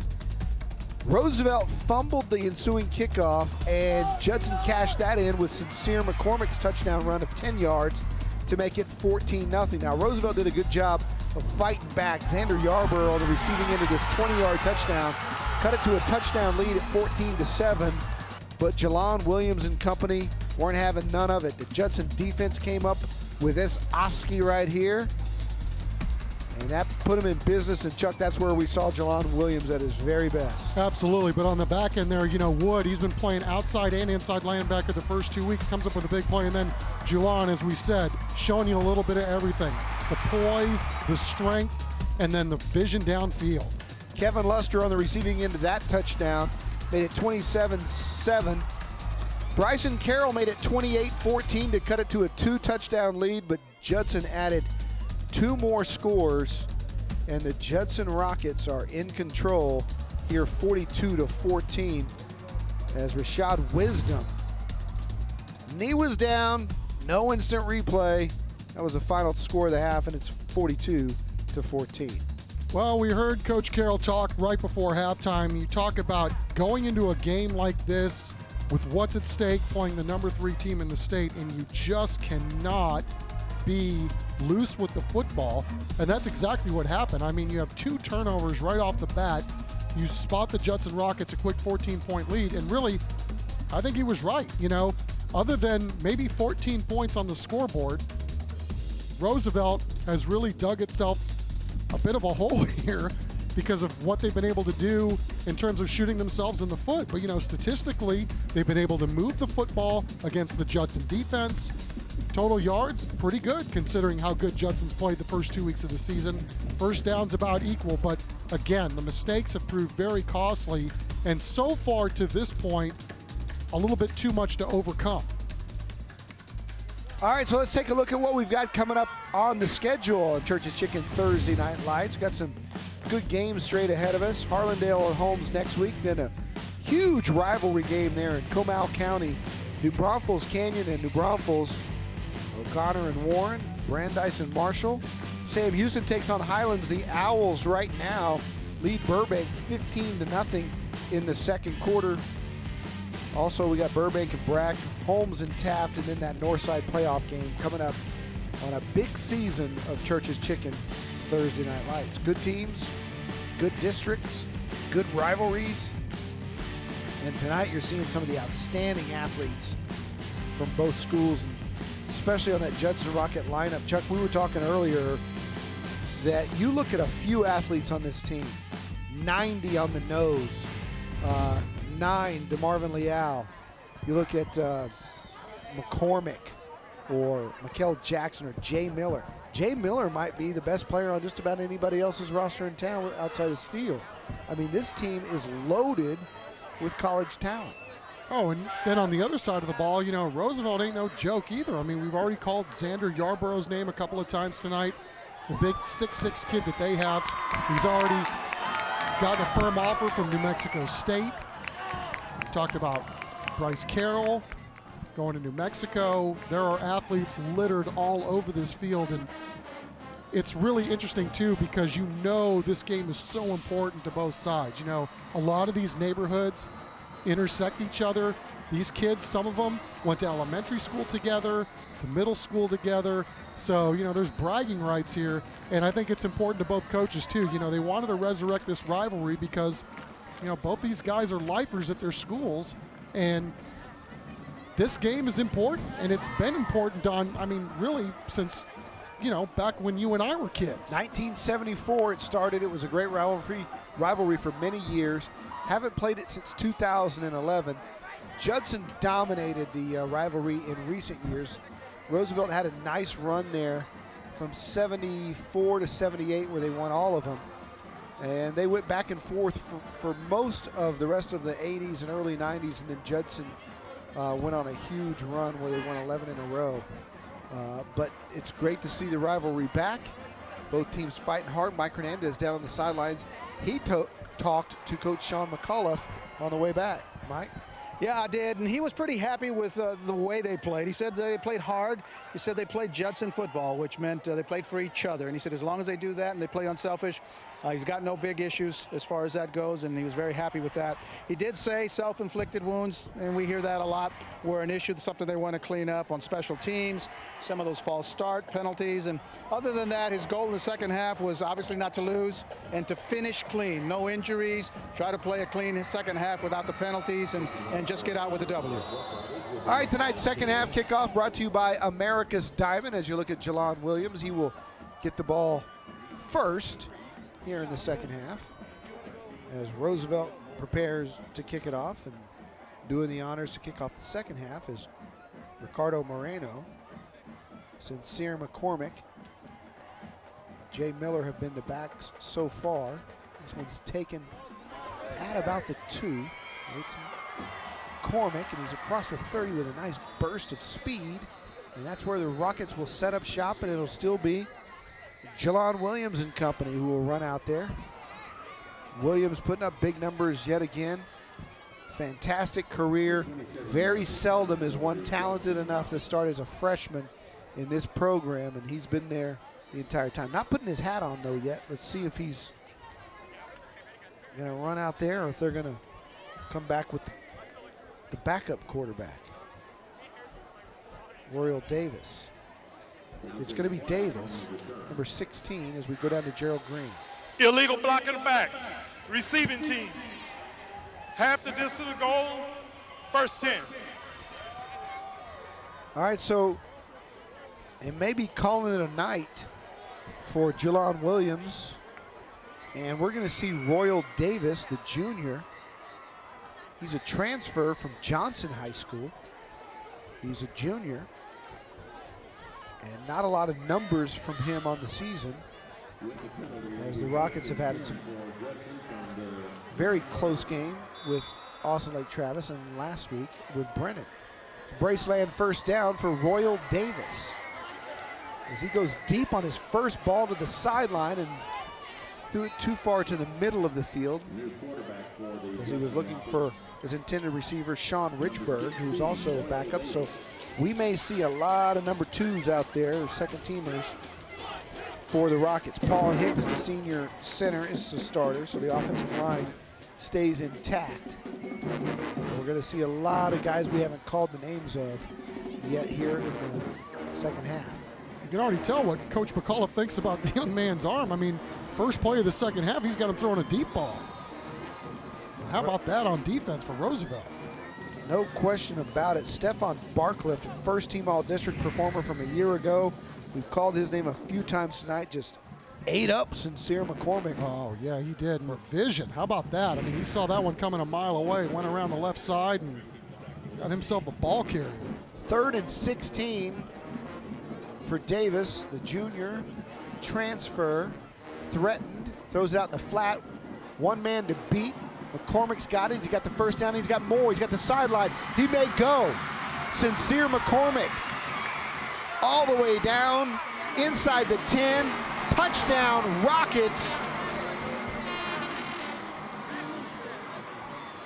84 yards. And did lightning just strike the stadium? Mercy. We thought, okay, this is going to be a, 5-6 yard gain, juggled the football, whap.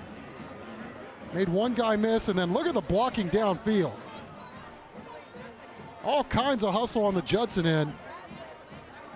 McCormick with 97 yards receiving and 86 of them coming right there. And Kenyon Morgan, 13, doing a really nice job hustling, staying in the play, and possibly springing that thing there at the very end to get his man the score.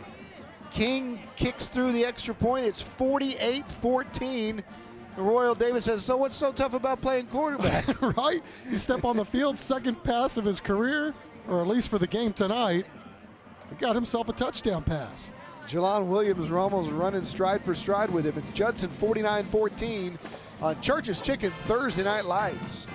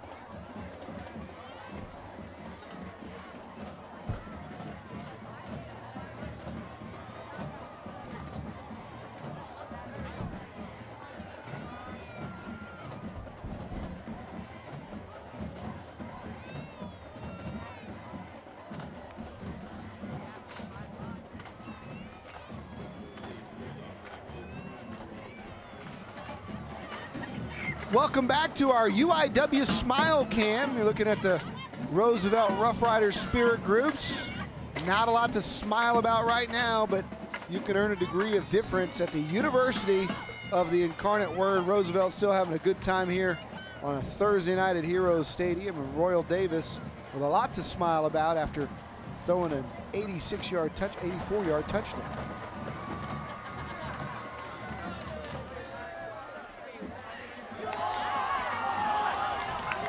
Roosevelt with a broken tackle there down to the 30. I've been saying 84, it was 97. Scoreboard said the ball was on the 16, but they didn't update it after that sack, so it was on the 3. That's my bad, 97 yards on that touchdown. It's got to be one of the longest in history for the Judson Rockets. I'm sure they've had a couple of 99ers over their history. Well, you know, nobody in Roosevelt's district is going to take them lightly with 17 returners coming back from last year's team, 17 starters. I mean, these guys are going to be a tough out once district play. I can guarantee you that. They're still fighting here. Carroll hands inside for a gain of about 2. You know, Don, we got to remember these were the same kids that Coach Carroll rolled with when they were all sophomores, when they went 0-10. So these guys have really had to take their lumps early, and really, you know, he told me flat out, you know, we had probably an average JV team that was playing varsity level in a really tough district, but he's really, really impressed with the growth that these kids have made over the last 2.5 years. You're able to see Darren Thomas with the tackle number 90 as they get there and pressure Carroll, no flag. Saw that big star of the future, DeMarvin Leal, the sophomore, 6'5", 245, come off the edge, but giving him a lot of props tonight. But the senior on the inside, first team all-district last year, Darren Thomas, number 90. And he's a load too. I would think he's going to be getting some looks from some colleges as well. He is a special talent as well. And he makes it all go there with his leadership up front for the Rocket defense. Carroll throws a little fade, one-on-one on the near side, and nice defense there as Trayvon Floyd was the intended receiver, but Harold Watson had him blanketed. Harold Watson doing a really nice job staying stride for stride with the receiver, and you know, oftentimes Referees like to call pass interference on that because he never turned. Well, there he did turn for the ball at the last second there, but they're really doing a nice job hanging with the receiver to break up that play and put Roosevelt in a punting situation. Ricardo Marino is the punter. McCormick is not going to return this one. He's still probably tired. So it's Wisdom. Takes it at about the 40. He muffs it, but it's scooped up there by his teammate who was thrown out of bounds. And yeah, there's a flag on the play. I think they're going to call. You can't really, not allowed to get a body on the receiver downfield like that. And I think they're going to call a little interference. Joel Crawford was the guy who picked it up after it was loose, but there's that halo rule. The back and forth between the legalities of that, but cannot impede his ability to catch the football. That might have been the case.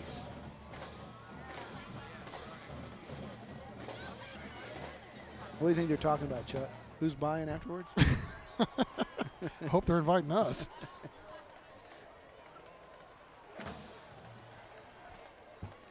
Making plans for Cerritos. I'm there. Chip catch interference against the kicking team. 15-yard penalty. Dead ball. Personal foul. Receiving team. 15-yard penalty. 1st and 10. All right, so they had multiple penalties. They kind of offset. The first one is he wasn't able to catch the football. And then we had a personal foul at the end of this play. So they'll mark it off, and it's basically right where we thought it would be. I don't know, in that angle, it looked like Barcliffe actually did allow the guy taking the punt to field the ball. But again, you know, you could talk about angles all you want, and you know, the referees were right there and had a bird's eye view of the play. 9:52 to go here in the third quarter. You got to like some of the things that Matt Carroll's trying to do as he builds this program over at Roosevelt. You know, he said one of the things that he really admires about what's going on at Judson is the fact that they have managed to teach their kids that there's a belief that these guys are going to go out and win every single time they take the football field. And he said they're still trying to get Roosevelt to get to that point too. Davis held on to it way too long, and DeAndre Davis came in there to sack him, the senior defensive end. Nice job for the Rider defense there. Yeah, just staying with it. You know, keep moving, keep trying to push, collapse the pocket. And that's exactly what 46 did on that play right there. We're going to have a hard time coming up with the winner of our player of the game. These trophies will be awarded to tonight's winning team and the player of the game. The trophies designed by Monarch Trophy Studio. If you're looking for trophies, plaques, or custom engraving, call Monarch at 210-344-3777 as Jay Miller takes the handoff. And Chuck, we haven't talked a lot about Jay Miller. He did have one touchdown tonight, but this is another very special athlete for the Judson Rockets. He's a tremendous young man. Saw him score last week. Also had some big plays against Lake Travis. And another guy who played a lot as an underclassman. Davis, pressure up the middle, throws it to Miller. He breaks free. There goes Jay Miller. Jay Miller tripped up right at the 46. Great shoestring tackle by the Riders. A huge first down on 3rd and forever. Josh Morgan, if he doesn't trip him up there, he may go. That's a Braceland first down. And that's one of those things for Roosevelt, man. You've got to be looking for something like this. These screen plays, you know, you're pinning your ears back trying to get after the quarterback, and that's exactly what Judson wanted him to do, and flipped out the little screen and picked up a huge first down on 3rd and long. Davis, hands inside to Mikel Jackson. A little fusion at first, but Jackson's a little undersized, but man, is he tough. He's tough, and he's going to be another one of those Judson kids that when he finally leaves the program, he's going to have a chance to play college football, probably on the FCS level, but well, he's been a tremendous player for Judson. It seems like we call his name once a week as well. Here's Miller on the sweep. He gets to the 40, fights down for another Judson Braceland first down. Stephen Barcliffe for Roosevelt is all over the field as the clock continues to run. Yeah, Barcliffe's had himself a really nice game.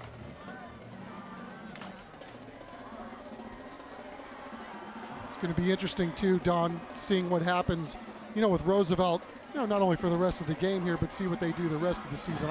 I'm thinking they're one of those teams in their district that's going to be one of those squads that, you just never know what's going to happen with them on the football field. I mean, you're going to probably see their best going forward, but it's all about the culture that they're trying to build here at this school. They had to run some kids off a few years ago, and that's why they rolled with so many sophomores. But,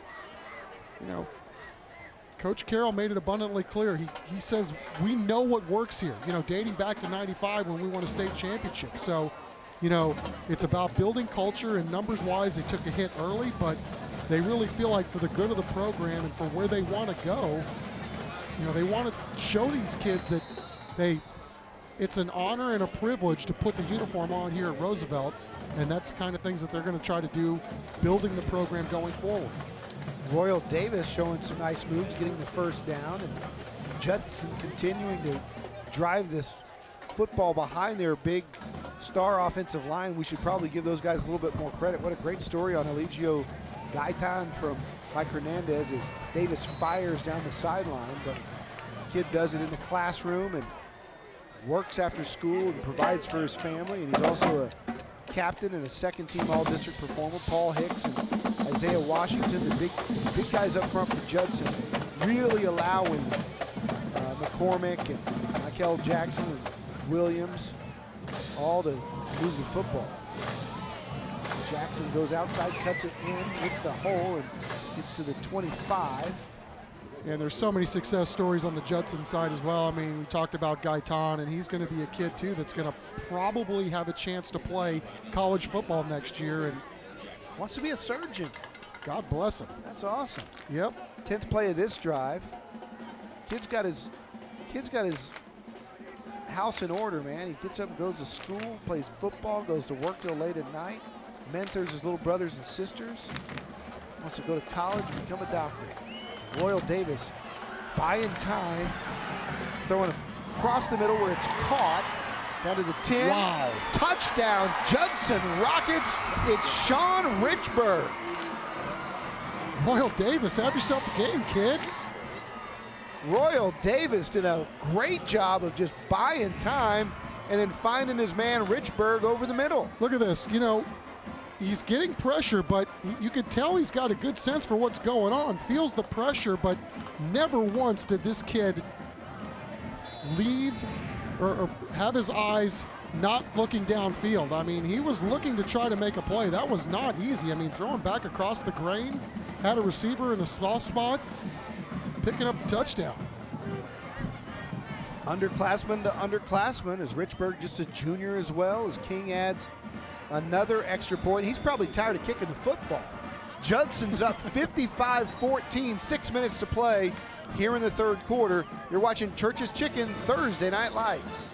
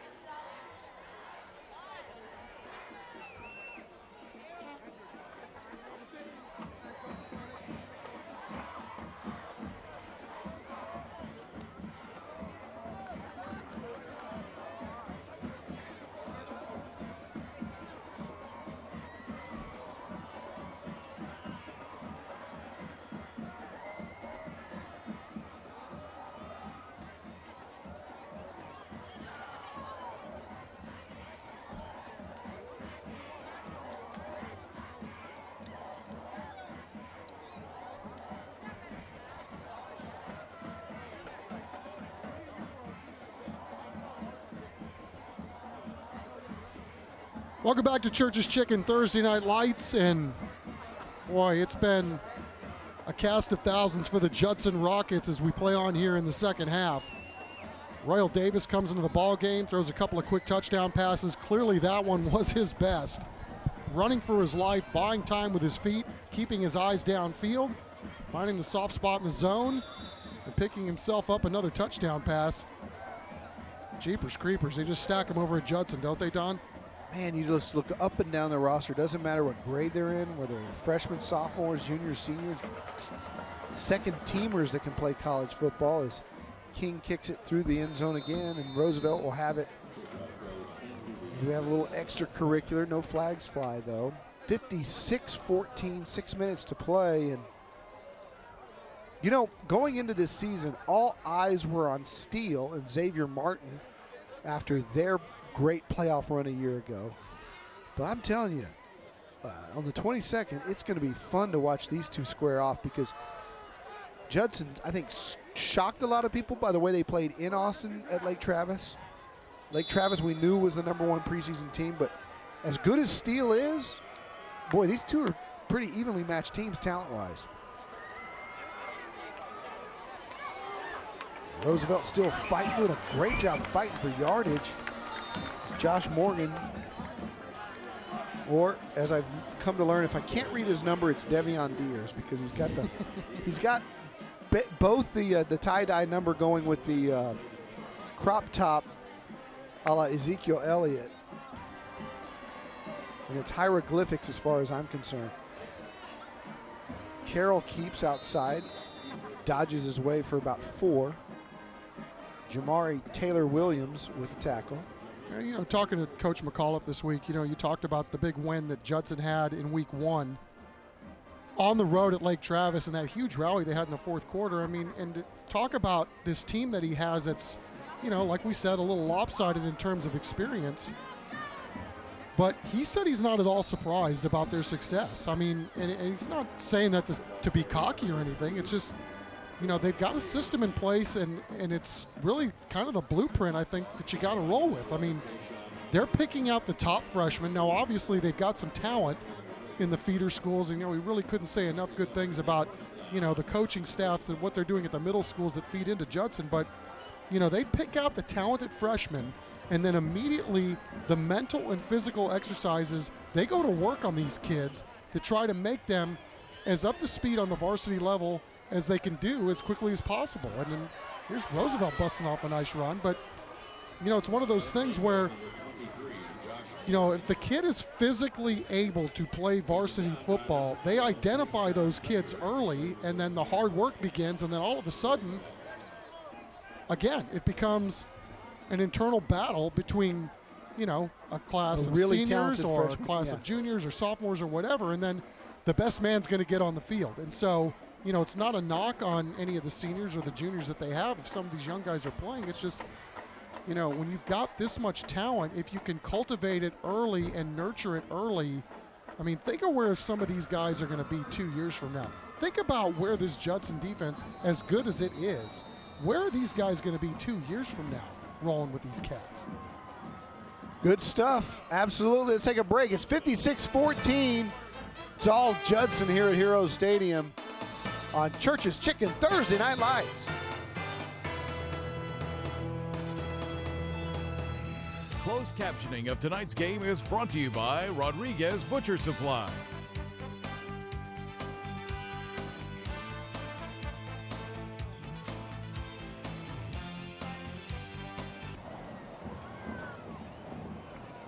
All right, and welcome back. This is meteorologist Mike Hernandez down here on the sideline, measuring the temperature not of the air, but of the Roosevelt team here. And on the sideline, they are still have their heads up. They're still in the game. The coaches are still trying to encourage them. They're still trying to make this a learning process in spite of the score. And as you look on the field, you see this last drive, they are in the game. They are moving the ball once again, and they're hoping to score. And it looks like whatever the score ends up being, they're going to keep them in it for the full 4 quarters. All right, thanks, Mike. Judson's going with their number 2s and 3s on defense, and Roosevelt still got their number 1s out there as Carroll hands off and going for a loss on the play as the Judson defense gets in there. Devion Deers, the running back. But we're seeing a lot now of Tayshawn Hunter, Corey Parks, Samari Crane, Dion Filial, number 97. And again, these are good football players. As Chuck said, if it's coaching one-on-one, if you have a sophomore who's equal to your senior, you play your sophomore because you're going to have him 2 more years.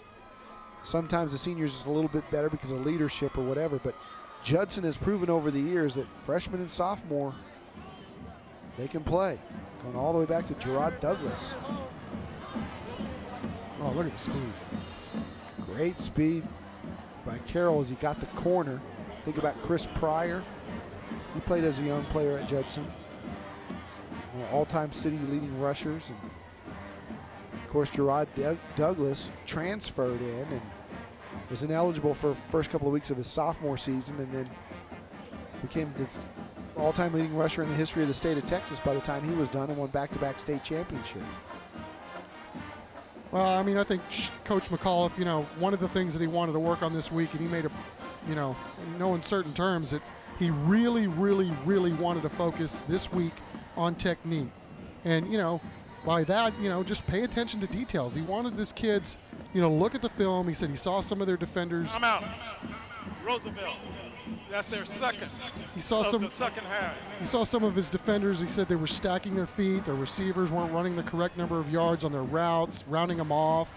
Guys were sidestepping vertically. And at this level or any level, you win with technique. And if you want to do winning and do a lot of winning, which they obviously do here at Judson, then you've got to pay attention to detail. And they got so many young kids that, you know, they like their motor, they like physically where they're at. But if you can teach them now how to play the game properly, then you're really going to be onto something. And I mean, Coach McAuliffe and his staff, they do as good a job as anybody at coaching these guys and preparing them.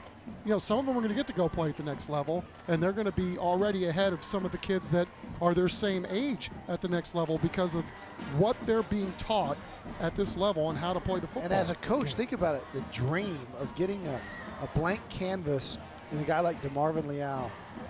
He's 6'5", 245 as a 15-year-old. And what you're going to be able to do to make him a better football player as a coach, I mean, that's a dream because he's got NFL written all over him if he develops. Carroll throws to the corner of the end zone, got a man, covered up, caught, touchdown, Roosevelt. Bryson Carroll's not going anywhere, and neither is Aberdeen Bello, who makes the reception. And the Roosevelt Rough Riders, in the words of Mike Hernandez, continuing to fight, and they showed it all the way down and capped off the scoring drive. Yeah, and this is what I'm talking about, Don. You know, it's not just a one-man team with Bryson Carroll. He's got some weapons on the outside. You've already seen what Bello can do tonight.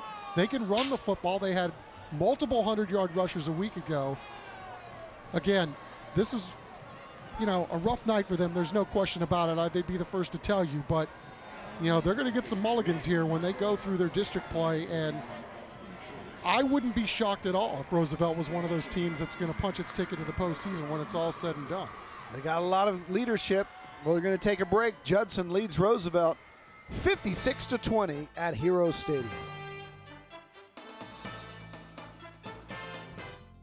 Who is Vulcan Materials Company? You see our trucks on roads all over San Antonio and the surrounding area. But what do we do? Well, our story began over 100 years ago, and today we are the nation's largest producer of aggregates. That's stone, sand, and gravel. Plus, we produce construction-based materials including asphalt and ready-mixed concrete, the stuff to build the roads you travel, the schools your kids attend, and the homes you live in. Everywhere you look, you will see our footprint. Our story is one built on the talent, dedication, and performance of our employees. Hardworking San Antonians just like you. Our mission is to be responsible stewards with respect to the safety and environmental impact of our operations and products. In other words, we want to be your good neighbor, doing the right thing, the right way, all the time. The Vulcan way. Who are we? We're the ones helping to build a rock-solid future in San Antonio. Vulcan Materials Company, proud sponsor of Thursday Night Lights and Scholar Athletes.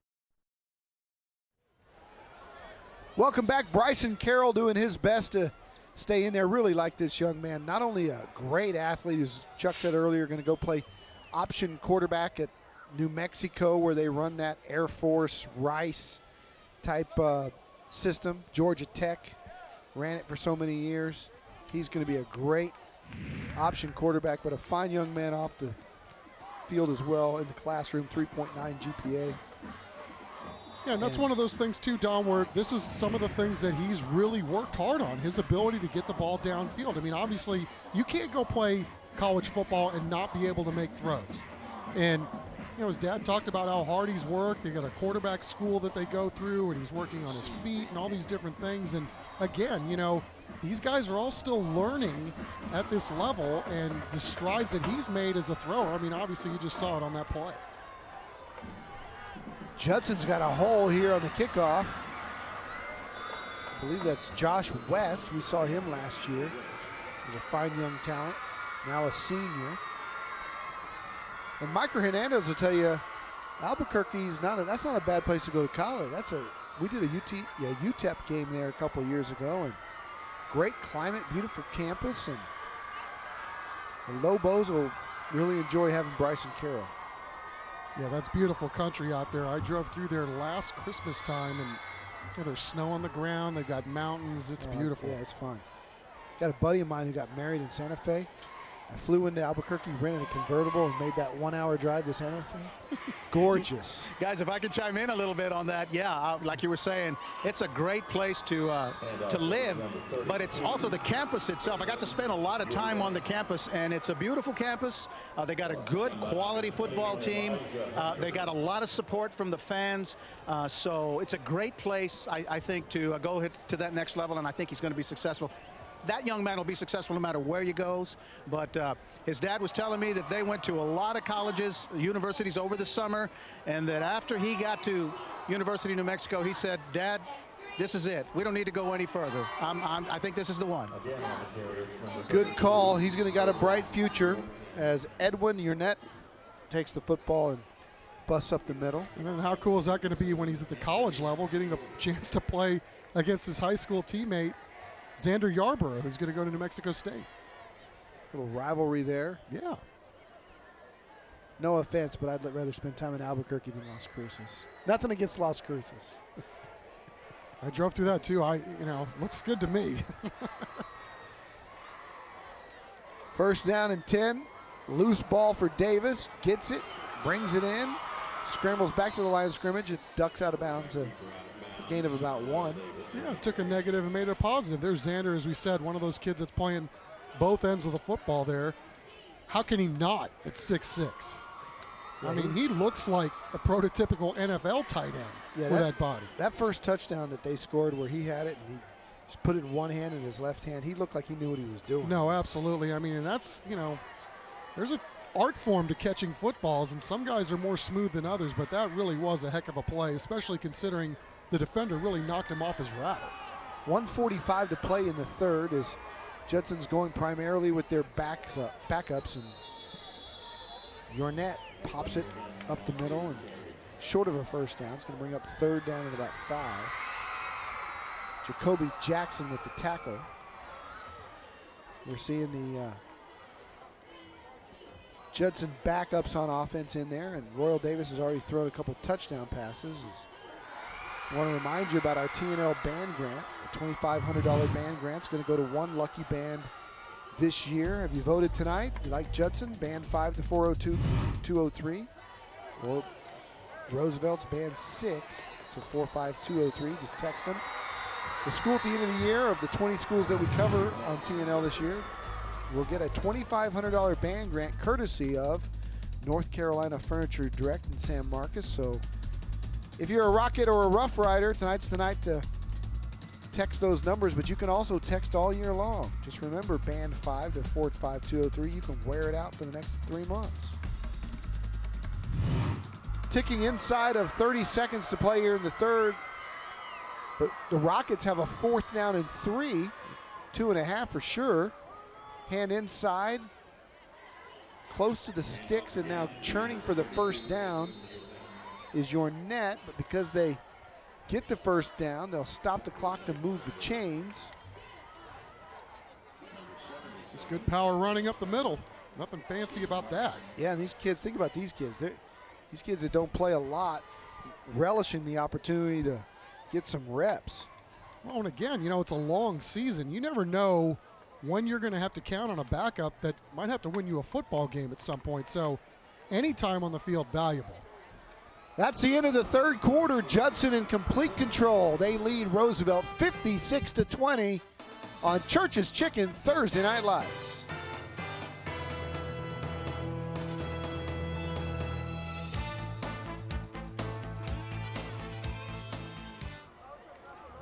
Welcome back. Judson leads Roosevelt 56-20 as we start the fourth quarter. Time for the Miracle Mattress third quarter highlights. It's been all Judson tonight. Sincere McCormick sincerely went 97 yards. Royal Davis coming in relief, throwing 2 touchdown passes as Judson adds to their point total, and they're now up 56-20. The Roosevelt Rough Riders getting some great experience here in the fourth quarter as they prepare for their District 26 6A schedule against really good teams like Churchill and Reagan and Johnson and a bunch of teams that they'll have to deal with. They won't see anybody in that district quite like Judson, but there's some good teams there, and so everything is positive. You're playing for tomorrow, not for tonight at this point. As Davis gets to the outside. Davis to the 30. Jumps over a man, and what a play by Davis as he gets all the way inside the 15. Is he all right? He showed off some hops. Yeah, and then headbutted the ground. He's all fired up. As well he should be. That was a heck of a play. I don't think we knew he could run this quickly. Taking a look at the end of this 24-yard run as he goes airborne. It didn't work for his teammate earlier. And I don't know, I'd give him an 8.5. He kind of didn't land the dismount there, but fantastic athleticism. And switch the ball into his wrong hands. I'm sure the coach is going to tell him about that. Heck of a run. Hands off inside, breaking free inside the 5 is Edwin Yornette, who has been getting most of the carries here lately. He wants to go. Coach, give it to me. Let's go. Yeah, I think they will. Playing with tempo. Of course, the kids, what the coaches don't realize is, no. We're up 56-20. We're in no hurry. We want this clock to run. Be the sportsmanlike thing to do.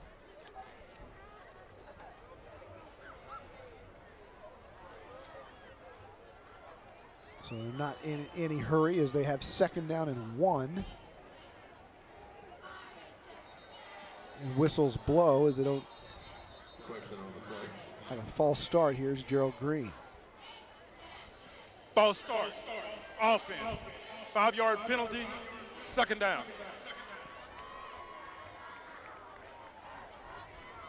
The kid's in a hurry, and offensive line was in a hurry on that one. Well, I'm sure, in some regards, it's got to be difficult. I mean, you've been coached to go as fast as you can, and then to all of a sudden take your foot off the gas a little bit probably does mess with your tempo a little bit. All right, so it's second down and 6 for Davis. Hands it to Yornette, and Yornette's got some power as he bulls his way across the 5 to the 4. He's going to be close to the stick. A little short. They're going to mark it short. It'll be third and less than 1. 32 wants the ball again, I'm thinking. DeAndre Davis with the tackle.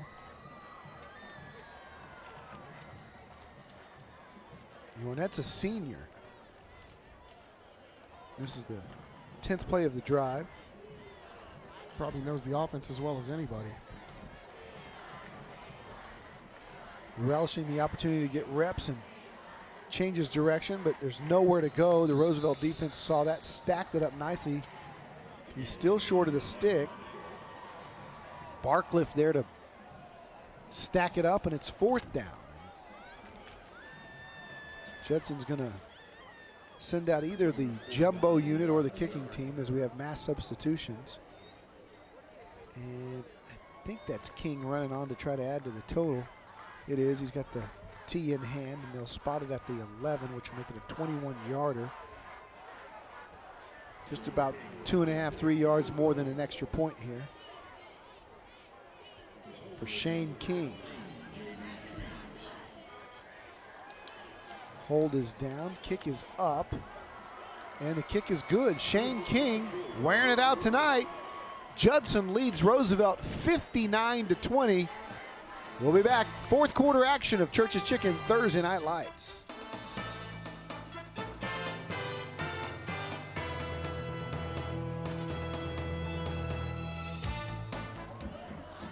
It's all Judson here at Heroes Stadium. The Rockets lead the Rough Riders 59-20, 9:03 left to play here in the fourth quarter. You're seeing the third-ranked team in the state of Texas right behind DeSoto and Allen. Judson's got nearly 500 yards of total offense, 499 to be exact, and we're seeing why the Rockets are so highly ranked. The little squib kick goes to Roosevelt at about the 45, and with all these athletes all over the field, Judson is getting it done. Hey, time to tell you about our cheer challenge. Of course, this is the event where some lucky cheer squads from San Antonio going to get to go to that U.S. Army All-American Bowl or the San Antonio Sports All-Star Football game presented by HEB. You can register your team now at the CW35.com. Most votes wins a $500 grant. Second place wins a $250 grant. But the top 4 vote-getting squads will cheer at the game. So go ahead and get your team registered now at the CW35.com. It's the All-Star Cheer Challenge powered by CPS Energy.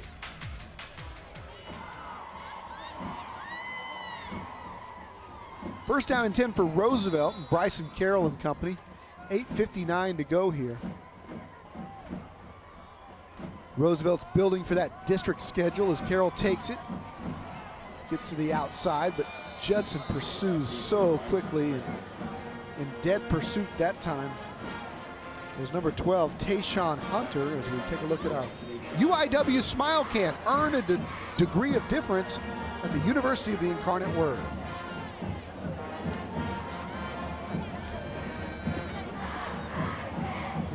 Roosevelt Rough Riders, Don, building their house one brick at a time. You know, Coach Carroll, he wants to make that leap with these guys in this program, and he's on the right course, I think. You know, he's got the kids believing in the coaches believing in the kids, and they've just got to stick to it. You know, we talked about all those kids that they ran off. Bryson Carroll showing he can do it.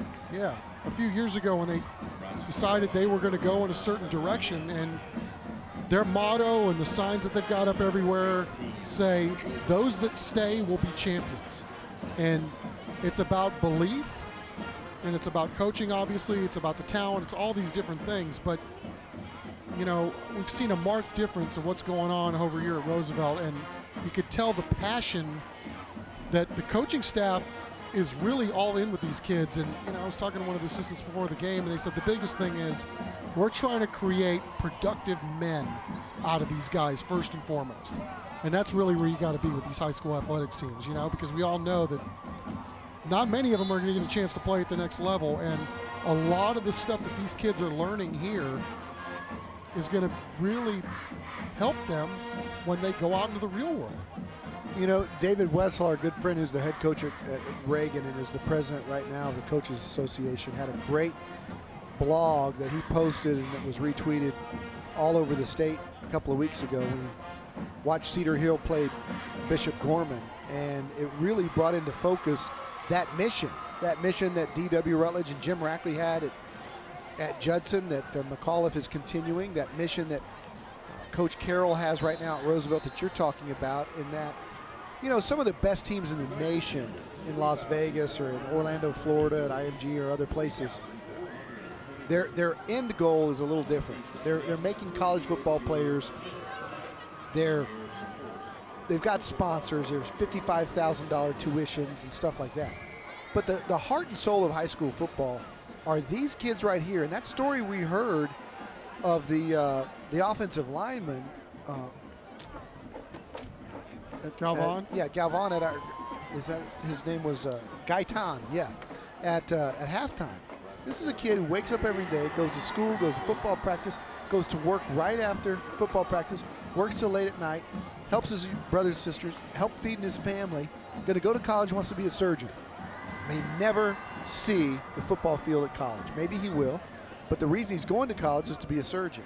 And the reason that he's doing that is because he's got men of influence like McAuliffe, like Carroll, here in San Antonio and around the state of Texas. They're investing into the lives of these kids so that they're productive citizens. And that's the end game of high school football, not 5 stars and cranking out the most 5 stars to go play college football. Carroll goes deep, beautiful ball to the corner, just overshot his man. But you could tell, and as you talked about with him running guys off, if you're not going to be a part of the program and buy into what we're trying to teach and do it the right way and be one of these kids of character, then move on, because we're going to do it the right way, and both these coaches should be applauded the way they're doing it. 59-20, Judson over Roosevelt, 6:14 to play.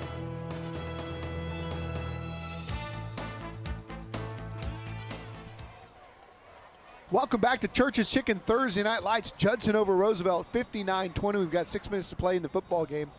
And it's time for us to tell you about how you can help the Texas Association of Sports Officials. Chuck, they're looking for crews. They're looking for guys to help. Well, with my bad eyesight and your bad eyesight, I think we're immediately scratched off the list. But if you have better eyesight than us and you're younger and you can run, go to www.saofficials.com.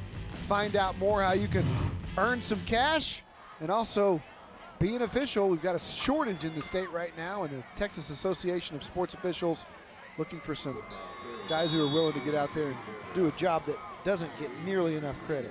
Kyrie McNeil on the carry. Yeah, and speaking of not getting enough credit, I mean, we can talk all day long about the job that Coach McAuliffe and his staff do with the Judson football program and really on both sides, but listen to Judson's workout schedule, Don. You know, they start stretching every morning at 6:50. School starts at 8:35. They've got their football period at 11:30, so they can get some more work in, but they do not practice in the afternoon because Coach is very open-minded with the fact that he's got some kids that are actually helping to support their families. Look at Davis go. He can throw it, he can run it, he's down to the 20. Yeah, we heard the story from Gaitan. After school, he goes to work until late at night to help provide for the family, and he wants to take care of his younger brothers and sisters. And yeah, you don't see that very often, that there's no after-school football practice. No, and so you're talking about the life lessons, and then, you know, before the game, I was talking to a young man from Roosevelt who was talking about how his dad suffered a really bad back injury, and mom was working 3 jobs to, you know, keep the electricity on at the house, and the lessons that he learned and what the coaching staff has given him. And I mean, it's just unbelievable. You think about some of these things, and all we see is the lights and the touchdowns and the athletes and all these other things, but there's so many stories going on at all these programs throughout the city, and these coaches, they're more than coaches. I mean, obviously they're mentors, they're father figures to a lot of kids, and the jobs that they do, I'm sure when they were, you know, learning to be coaches or former players trying to become coaches, probably none of this was in a textbook somewhere that they had to learn. 5-yard penalty, first down. But because they're such great guys and they realize the power that they have as coaches and the influence that they have over these young men will last an entire lifetime. And you can tell these guys, just when you talk to them, that along the way they got some good coaches and they had good coaching in front of them, and they learned a lot of lessons from guys that were passing stuff down to them. So, you know, you can look at the final score and you could say this or that, or this guy's the player of the game, but just the life lessons that go so far beyond what's going on the football field. I mean, some of these stories would just break your heart, but on the other side, some of them will bring a tear to your eye for joy, because you see that some of these guys, some of these kids are working 20-hour days to not only play football, but to be students, to be productive citizens, and do the right things in life. And think about the value as a coach when a 35-year-old man comes back and tells you, hey, coach, this is what I did. I went to college, I got my degree, I was in the military. I served my country. And the coaches remember when this kid was a knucklehead 15-year-old in trouble, and coming out for the football team and learning some discipline and accountability and responsibility actually turned the kid's life around. I think that's the most important part about coaching, and it's got to be more valuable than any paycheck is to know, especially if you do it long enough, that you've had an impact on not only the kids that you coach, but then their kids. As D.W. Rutledge has always said, when you coach a kid, you're coaching that kid's kid, because he's going to put down the values that you instill in him to his own children. It's good stuff. And as I said, in San Antonio, we're so fortunate. Chuck and I get to go to these high schools and get to know these guys. And man, there's not very many bad coaches in San Antonio. not doing it for the right reasons as Davis gets outside again. He's showing off some ability. Yeah. He said there's not many bad coaches in San Antonio, and it doesn't look like there's any bad quarterbacks in Judson either.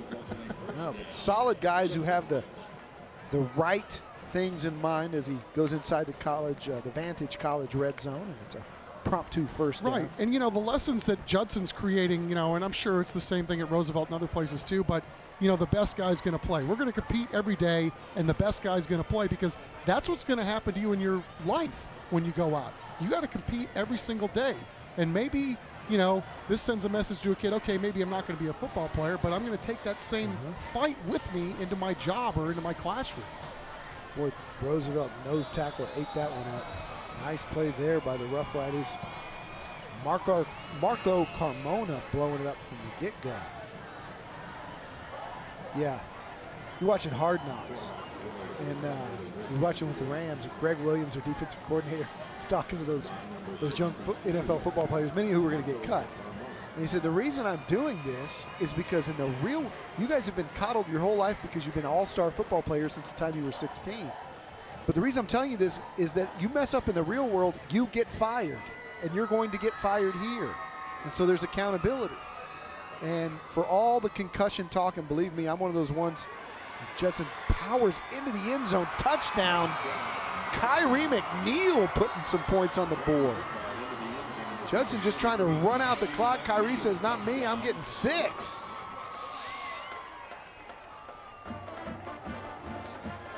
But to finish my thought, for all the legitimate concern about concussions and CTE and all of that, there's a lot of people who will tell you football does a lot more good than harm when it comes to creating young men and responsible people who have played sports and learned the values of all the things that sports teaches.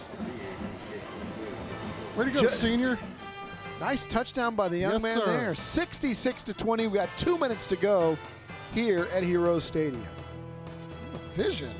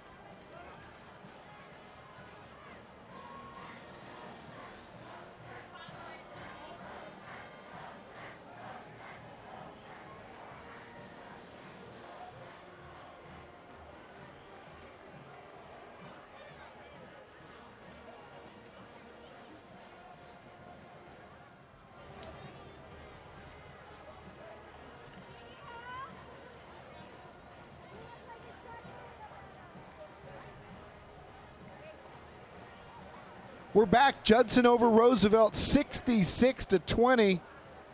Time for our pick and pull collision of the game. You saw it earlier in the football game when Jay Miller went down the sidelines and tried to do a hurdle job over Leroy Giles, and Giles says, no, sir. Talked a little smack afterwards. You can't jump over me, son. That is our pick and pull collision of the game. Well, Giles doing a really nice job. I mean, obviously the thing that you don't want to do when you're in that position is to sit back and wait, and he didn't. He went and made contact as the ball carrier was going up in the air.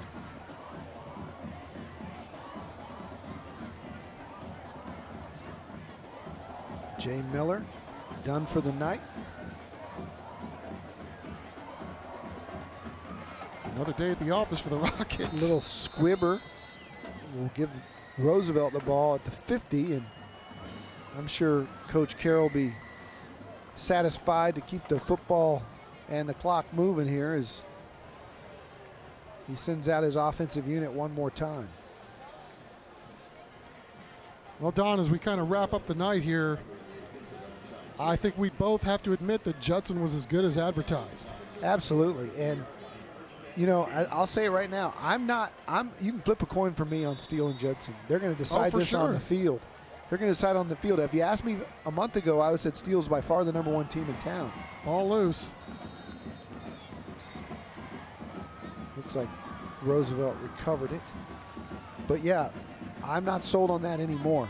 Not after what Judson did in Lake Travis and after seeing him in person here tonight. They have the athletes. And so does Roosevelt. And I think that's another takeaway that we got from this game is that they've got some talent at the skill position. They've got some big boys. And, you know, this thing got a little silly here at the beginning, and I think they really put them against the 8 ball. But I'm really going to be curious to see what these guys do when district comes around. They'll be a player in that district. I agree. New quarterback in there, Nathaniel Aguilar, the senior, taking snaps now as Roosevelt faces a 3rd down and 9 as we tick inside of a minute.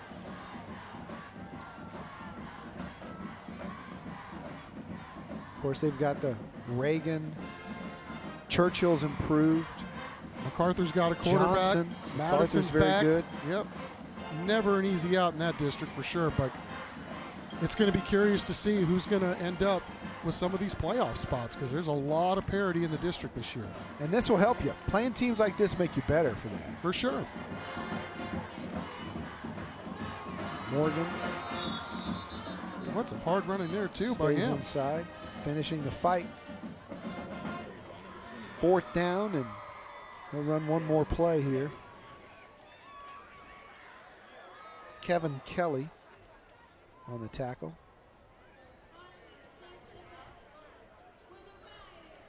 Jelon Williams, star quarterback for Judson, getting the second half of this football game off, and I wish we could fast forward. I would love to know where that kid's going to end up college-wise when he's finally a senior next year. Right now, his only offers UTSA, but I think a lot of people are going to be recruiting him maybe for other positions as well. A lot of people are going to say, you can come play safety for us or corner. He's going to want to play quarterback, so we'll see what happens. SMU, Virginia, they've all been kicking the tires here lately. All right, when we come back, we'll hand out our hardware, our Monarch trophies for the Judson Rockets and our player of the game. Final score here from Hero Stadium, Judson 66, Roosevelt 20.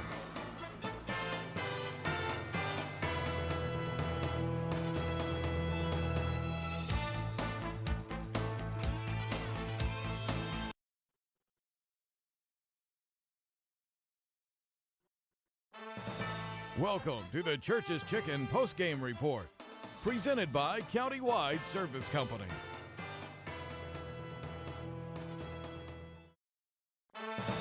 Welcome to the Church's Chicken postgame report, presented by Countywide Service Company.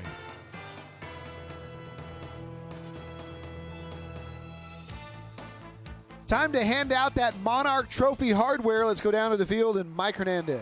Mike? All right, we're down here with the Judson Rockets. Congratulations, y'all. Winners tonight, 66-20, was it?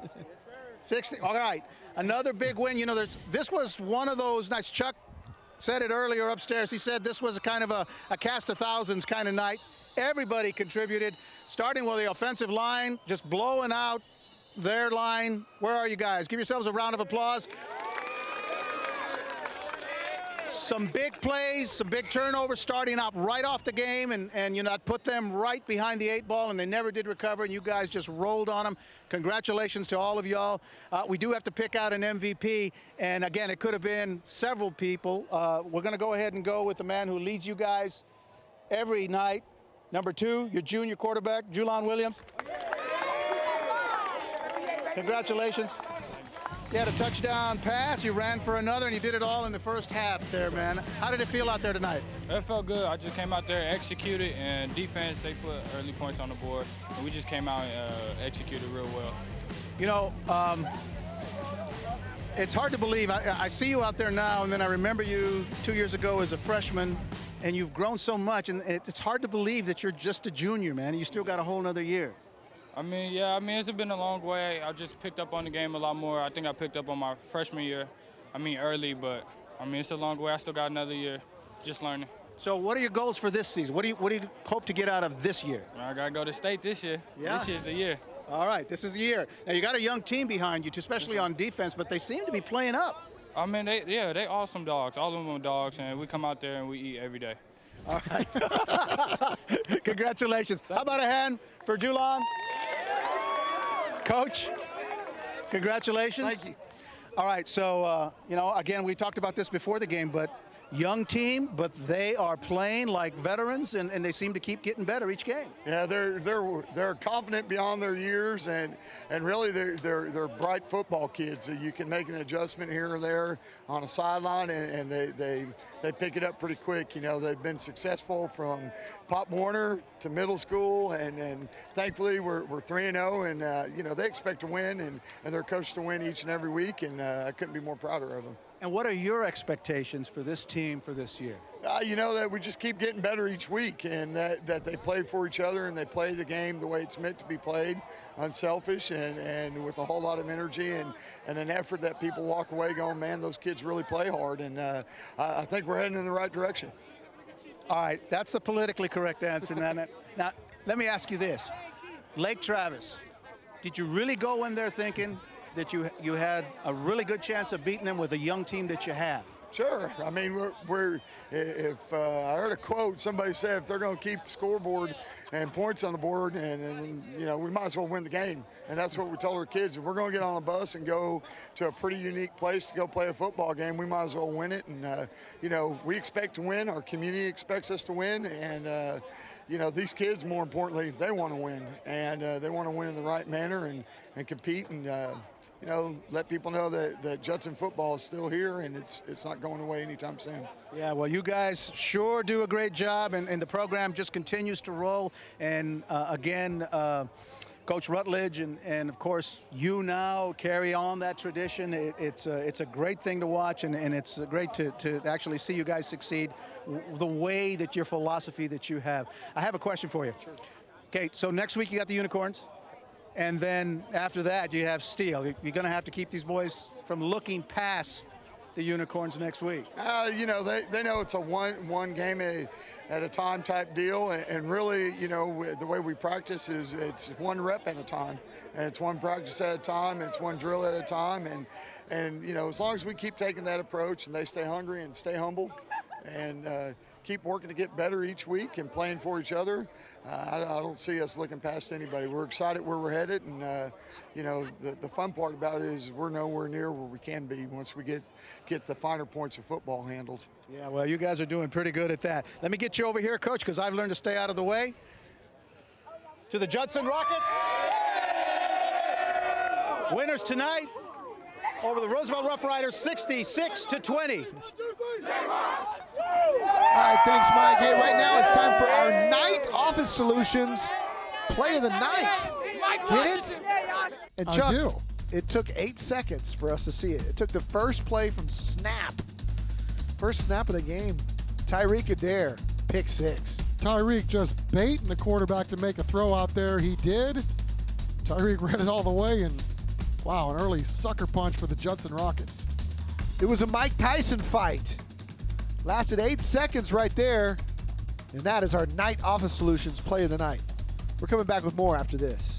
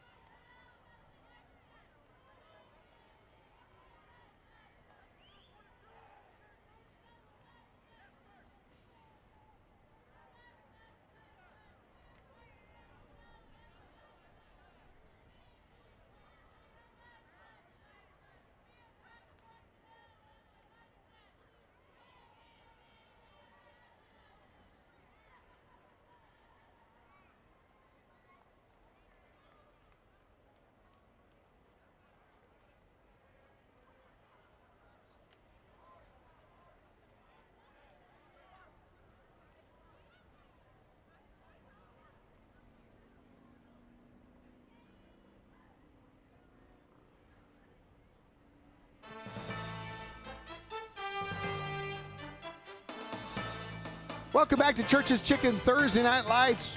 It's a wrap. Judson over Roosevelt, 66-20. Time to take a look at our Miracle Mattress final highlights. And I tell you what, the Rockets added to that lead. Even when Jalon Williams went out, Davis came in, and Sincere McCormick has to be close to the record there with a 97-yard reception, and Davis wasn't done. Judson continued to hang half 100 and then north of that as Roosevelt continued to fight. Bryson Carroll scrambling, throwing another deep ball, caught for a touchdown late.